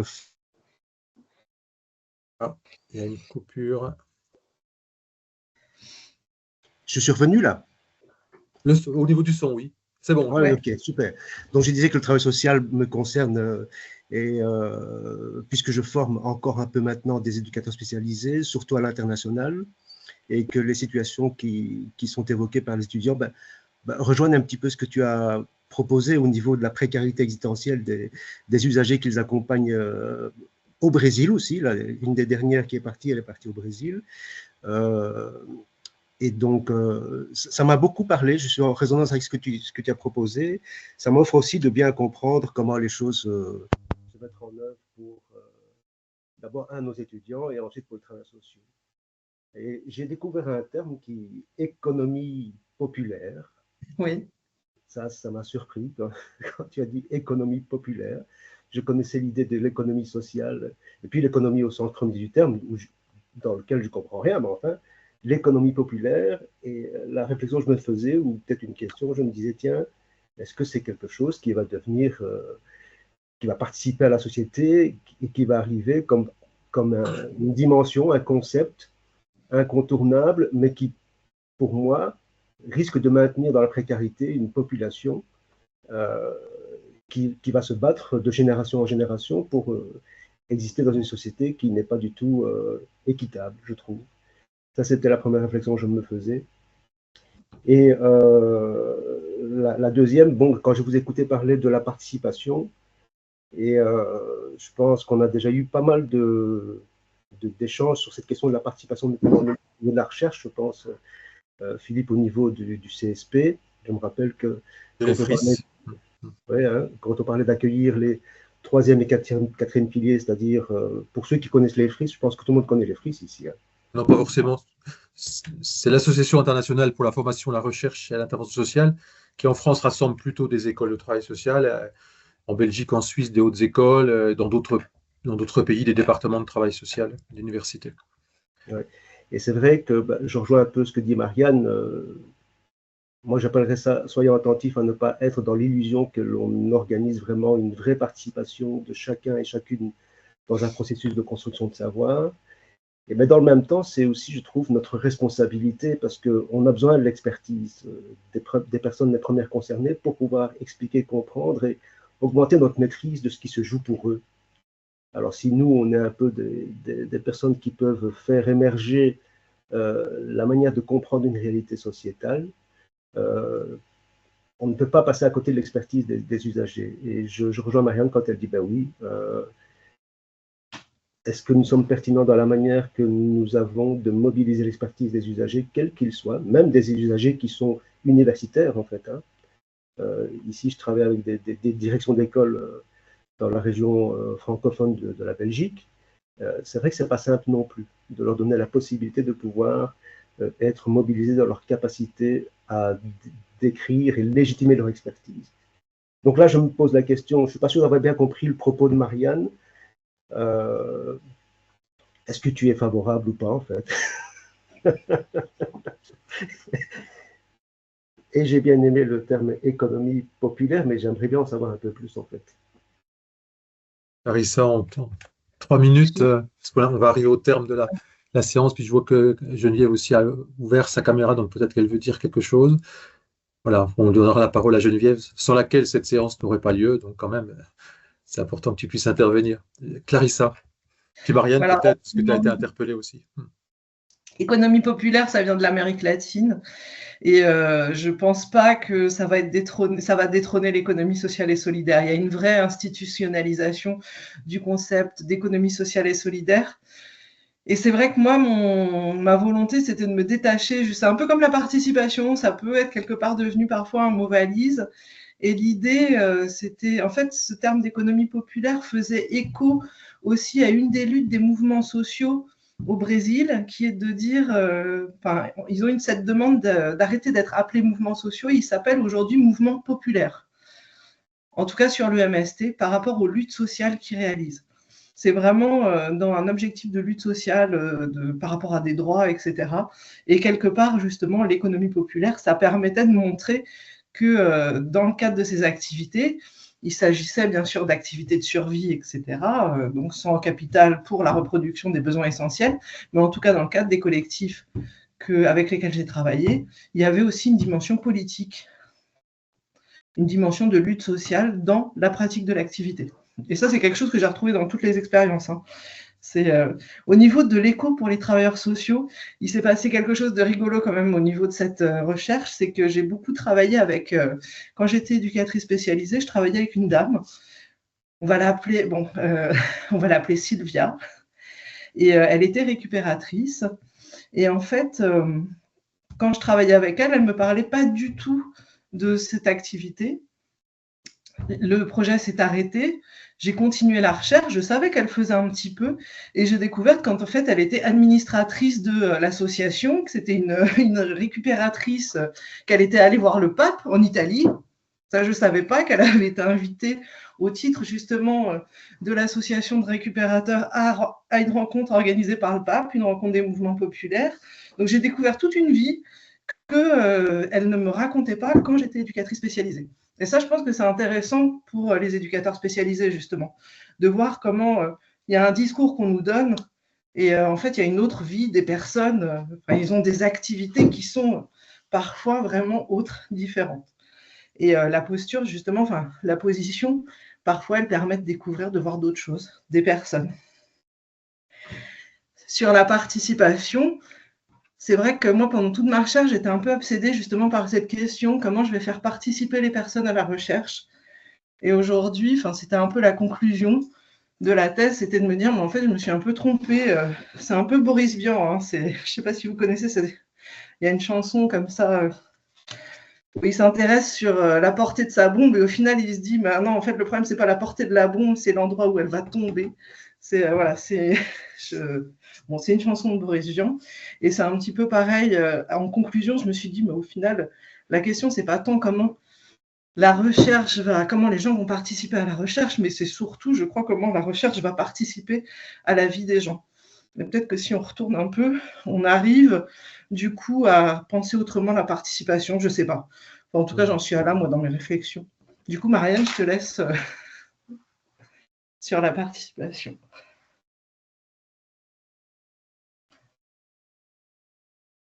Oui, je vais être très rapide, mais je viens de prendre en note ce que tu viens de dire, parce que je trouve ça super. Non pas comment les gens vont participer à la recherche, mais comment la recherche va participer à la vie des gens. Ça invite à la réflexion. Alors, j'ai eu l'impression que la question qui m'était posée, c'est est-ce que j'étais favorable aux recherches participatives ? Je dirais tout à fait. Enfin, pour moi, c'est un impératif à la fois scientifique et éthique et, j'oserais dire, peut-être politique que d'associer les personnes à notre travail de recherche et de mobiliser leur expertise.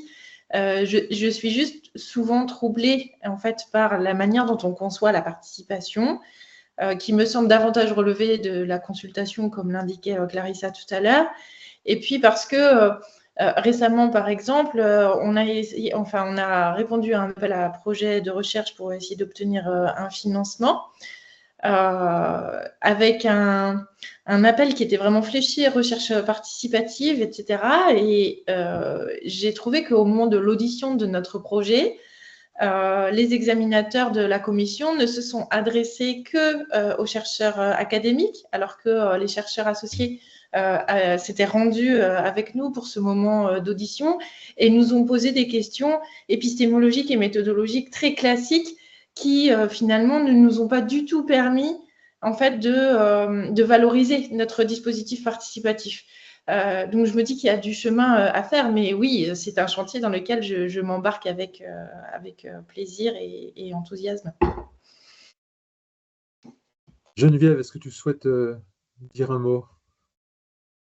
Ton micro est coupé. Parce que Yann aussi avait mis sa caméra, donc s'il veut dire quelque chose, je lui laisse vraiment la parole. Merci, j'avais juste une question, mais pareil, pour Clarissa, ce sera peut-être pas facile en 2 mots. Mais en fait, merci pour la présentation. Déjà, je suis arrivé plutôt vers la fin du cadre théorique, donc j'ai pas pu suivre. Donc peut-être que ma question va venir sur des choses qui ont été dites avant. Mais moi, je me posais la question de comment justement a été perçu par le monde académique, et notamment peut-être dans le cadre de ta soutenance de thèse, ce choix de changer en fait un paradigme, de choisir un paradigme différent qui pourrait être qualifié de plus militant, enfin en tout cas qui revendique ça. Et voilà, c'était juste ça ma question. Bah après, c'était pas le choix, hein. J'ai pas choisi un paradigme, c'était vraiment ce paradigme, il est issu du terrain en fait, de mes observations. Il est argumenté en fait par des éléments de terrain. Donc quelque part, il n'y avait pas, enfin pour moi, ça relevait pas d'un choix, mais plutôt d'un résultat. C'est un résultat en fait au final. C'est un des résultats de la recherche. Et sur la réception du travail de thèse, mon travail de thèse, je pense, Philippe, tu diras, j'ai l'impression qu'il a été bien reçu, qu'au niveau de la soutenance, ça a été assez bien accueilli. Hein, là-dessus, il n'y a pas eu de difficultés. Après, c'est vrai que c'est aussi, enfin, il y a, comme on le disait, il y a des cadres théoriques et il y a des chercheurs qui portent certains cadres théoriques. Donc, la soutenance de thèse, elle a été faite aussi à partir du contenu de la thèse, en fait. Je ne sais pas si est-ce que j'arrive à être claire dans ce que je dis? C'est-à-dire qu'il y avait des affiliations par rapport au choix épistémologique que j'ai fait dans cette thèse aussi. C'est là, donc, on peut dire que ça s'est bien passé quand même. Philippe, peut-être là-dessus, toi, si tu veux compléter sur la réception. Philippe était co-directeur de ma thèse et donc membre du jury aussi, enfin, pas membre, mais en tout cas présent lors de la soutenance. Oui, c'était une soutenance vraiment, oui, qui s'est effectivement très bien passée, au sens où il y a eu un vrai dialogue scientifique, une vraie discussion scientifique entre Clarissa et les membres du jury, voilà, qui étaient pas des positions radicalement opposées. On n'avait pas de positivisme pur et dur dans la composition du jury, mais on avait des gens qui avaient des positions nuancées, un peu différentes, avec des histoires, des carrières, voilà, qui les ont amenés à suivre des chemins un peu différents. Mais il y a eu un vrai dialogue, voilà. Je crois il y a une intercompréhension réelle au terme, d'une part, à partir de la lecture de la thèse, que je vous invite vraiment à lire parce qu'elle est passionnante. Et puis, et d'ailleurs, ton exposé, je trouve, en rend bien compte, vraiment. C'était une vraie gageure, hein, quand même, d'arriver à rendre compte de ce travail multidimensionnel. Et je trouve que tu t'en es vraiment parfaitement tiré. Et donc, à partir de la lecture de la thèse, à partir des discussions, il y a eu une capacité en tout cas, à se comprendre et à s'identifier mutuellement dans les positionnements des uns et des autres. Et c'est ce qu'on attend et de manière référée à des courants et, voilà, et argumentée. Et c'est ce qu'on attend finalement d'un travail scientifique. Geneviève. Si je peux me permettre, juste avant que Geneviève, oui, je veux bien un petit mot pour dire merci, quoi, pour dire merci pour ce partage de connaissances que tu nous apportes, vraiment. Merci à la Grande École aussi, merci à Philippe, quoi. Et c'est plus des partages de réflexions, de questions qui m'ont été posées. Moi, j'ai été très sensible au fait, par exemple, que tu dises j'ai été dans ce métier, je l'ai quitté, mais je n'ai pas vraiment quitté. Et moi, ça m'incite à t'inviter à précisément occuper ce terrain où, comme tu connais les deux mondes, je pense que tu peux aussi éclairer justement les gens éducateurs, quoi, et permettre peut-être de donner des pistes pour comprendre comment la recherche peut aussi faire évoluer la professionnalité de ces éducateurs et puis comprendre les personnes d'une autre manière. Et donc ça, c'était une des réflexions que je me suis faite et que je partage avec toi. Et puis une autre aussi, entendant, donc moi, ça m'a ouvert sur un monde que je connais finalement d'assez loin. Et ça m'a fait penser à ce qui se développe actuellement, c'est-à-dire tout ce mouvement, cette tendance à la récupération, l'achat de produits de seconde vie, enfin voilà, il y a tout un mouvement qui dans les pays du Nord, si on peut employer une expression que tu as utilisée, est en train de se développer. Et je me dis, ce travail que tu as fait, il peut être très, intéressant, il est même prometteur probablement d'une compréhension de ce phénomène et puis peut-être d'un autre regard porté sur les terrains que tu as étudiés, quoi. Donc, je trouve que voilà, pour l'avenir, ça peut être une belle piste de travail à reprendre en collectif. Bah, je peux réagir? Oui, bien sûr. Bon, en fait, Pays du Nord, c'est plutôt des zones. C'est-à-dire qu'on a du sud dans la France qui est un pays du Nord. Voilà. Justement, les récupérateurs, ils sont dans le sud. Faut pas le voir en termes de pays. C'est vraiment c'est des espaces, quoi. Voilà, il y a du nord dans le sud, du sud dans le nord, etc. Ça, c'est vraiment le piège en fait de ce pays du nord, pays du sud, même si ça reprend l'image des pays en voie de développement, etc. C'est un peu différent l'idée des épistémologies du sud. Entre les deux mondes. Juste Clarissa, avant de te laisser poursuivre, dans le débat qui est actuellement sur les études décoloniales, enfin, voilà, entre chercheurs de pays du Sud, d'Amérique latine notamment, hein, entre ceux qui portent très fortement l'idée d'études postcoloniales et ceux qui critiquent les études postcoloniales ou décoloniales, leur argument c'est ça. L'idée d'une opposition entre le Nord et le Sud n'explique pas tout. Dans chaque société, il y a de la domination, il y a de l'oppression, Ouais. au nord comme au sud, et avant la colonisation, il y avait de l'oppression dans les sociétés du sud. Voilà, enfin, je te laisse la parole. Et sinon, entre les deux mondes, mais ça, c'est une des compétences justement qui m'a aussi servi dans le cadre de ce travail, sauf que moi, ça m'a plus servi parce que c'est vrai que dans la thèse, j'ai pas travaillé avec des travailleurs sociaux. J'ai travaillé vraiment avec les personnes dites précaires, voilà, c'est comme ça que je vais les appeler. Mais la capacité, la compétence de traduction, elle a été hyper importante en fait. Elle a été très importante parce que c'est vrai que le monde de la recherche, c'est une autre langue. Hein. Moi, je l'ai vécu très violemment quand j'ai repris mon master et que je ne comprenais rien à ce qui se disait en cours. Après avoir passé 13 ans à parler un français hybridé entre plusieurs langues, où j'étais vraiment choquée en fait par le niveau de langage différent. Et c'est vraiment une autre langue. Mais du coup, je pense que ça a permis aussi, quelque part, de faire de la traduction, beaucoup de traduction entre les deux mondes. Et en effet, ça peut être une opportunité pour le travail avec les éducateurs. Et enseignante-chercheuse, j'ai la chance justement de participer à des formations et du coup de pouvoir transmettre des choses là-dessus et de pouvoir simplifier pour les éducateurs, les futurs éducateurs, des éléments de la recherche aussi. J'essaye de l'utiliser un petit peu. Je ne sais pas si je le fais bien, mais j'essaye. Et sur le réemploi, en tout cas, est-ce que c'est prometteur? J'en sais rien, c'est une grande question. Parce que les BIF, la BIF, la récupération, en tout cas en France, la récupération en Île-de-France, elle est très dévalorisée, très disqualifiée. Et on n'arrive pas, le collectif Rue Marchande n'a pas, je ne sais pas comment dire, le stigmate en fait de la récupération, c'est plutôt collé au collectif Rue Marchande plutôt que la légitimité de la recherche.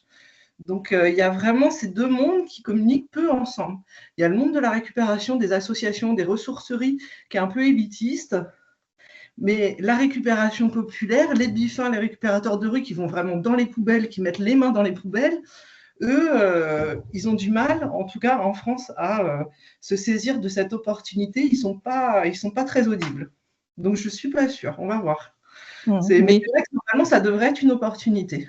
Ouais, ton travail peut participer à mieux comprendre certaines choses et puis peut-être à faire évoluer socialement aussi ce phénomène.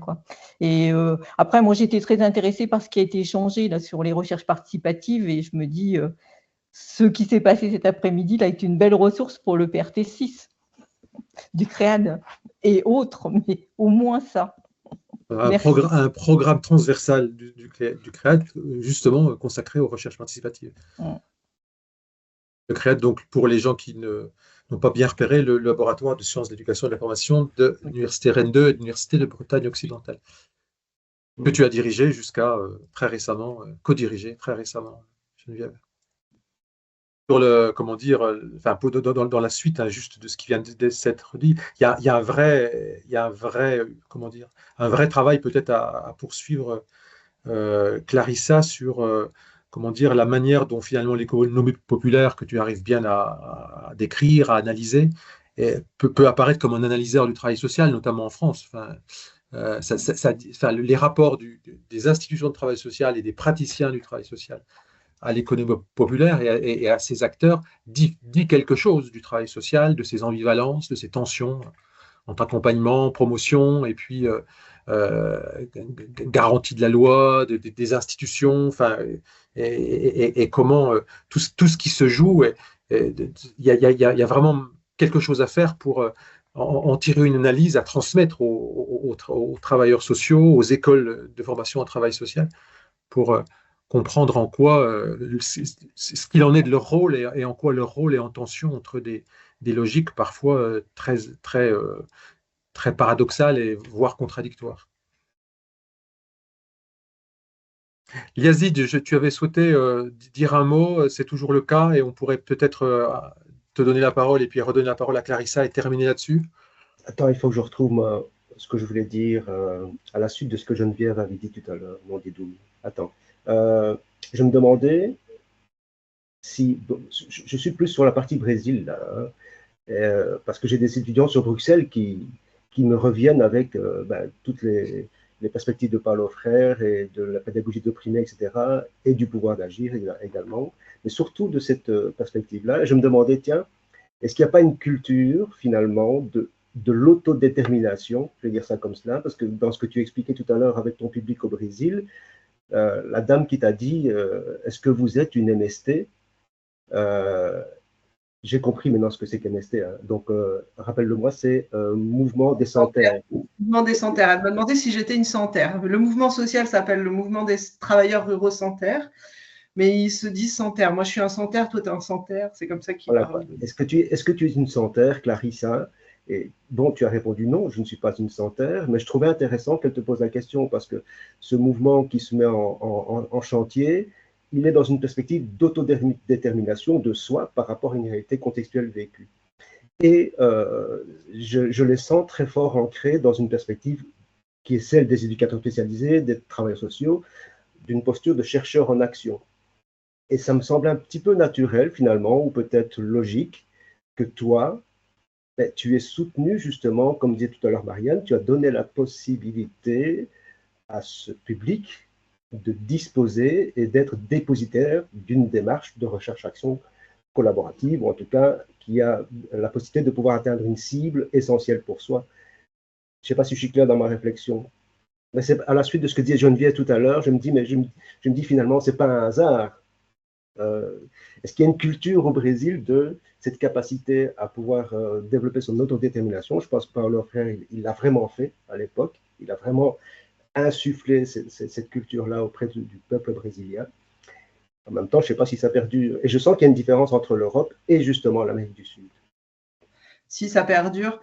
En fait, il y a vraiment une culture et il y a la pédagogie de l'opprimé, il y a Paulo Freire, mais il y a aussi la théologie de la libération. Ça, faut pas. Elle a vraiment une grande importance. Elle n'est pas très connue. En Europe, en France, on n'en parle pas beaucoup, mais ça a été vraiment un élément très fort dans les mobilisations et dans la culture des mouvements sociaux brésiliens et en Amérique latine aussi, parce que ça a infusé sur toute l'Amérique latine. C'est en fait, la théologie de la libération, c'est vraiment l'Église qui a pris un peu cette option préférentielle pour les pauvres et qui a décidé d'accompagner les peuples opprimés dans la libération face à leurs oppressions. Et pendant la dictature militaire, les églises sont devenues le dernier espace, le seul espace possible de parole et d'échange. Et donc, c'est devenu un lieu très politique où on a vraiment, où il y a des collectifs qui sont organisés, où ils pouvaient parler. Et elle est devenue d'autant plus forte grâce à cette période en fait de dictature militaire. Au Brésil, il y a plein de mouvements sociaux pour tout. Les gens, ils ne se disent pas association. En France, on a la culture de l'association. Au Brésil, c'est la culture du mouvement social. Il y a le mouvement social des femmes. Il y a vraiment énormément de mouvements sociaux. Ils sont tous en mouvement social. Par contre, l'effet que ça peut avoir sur les professionnels du travail social, je ne sais pas, je n'ai pas exploré. C'est vrai que c'est un peu, ça c'est quelque chose qui m'intéresserait, mais je ne sais pas au niveau du Brésil, qu'est-ce que ça a changé dans les pratiques du travail social. Parce que moi, je me suis vraiment intéressée aux mouvements sociaux. Oui. Mais je pense que ça, c'est un travail à faire et il doit y avoir forcément des effets.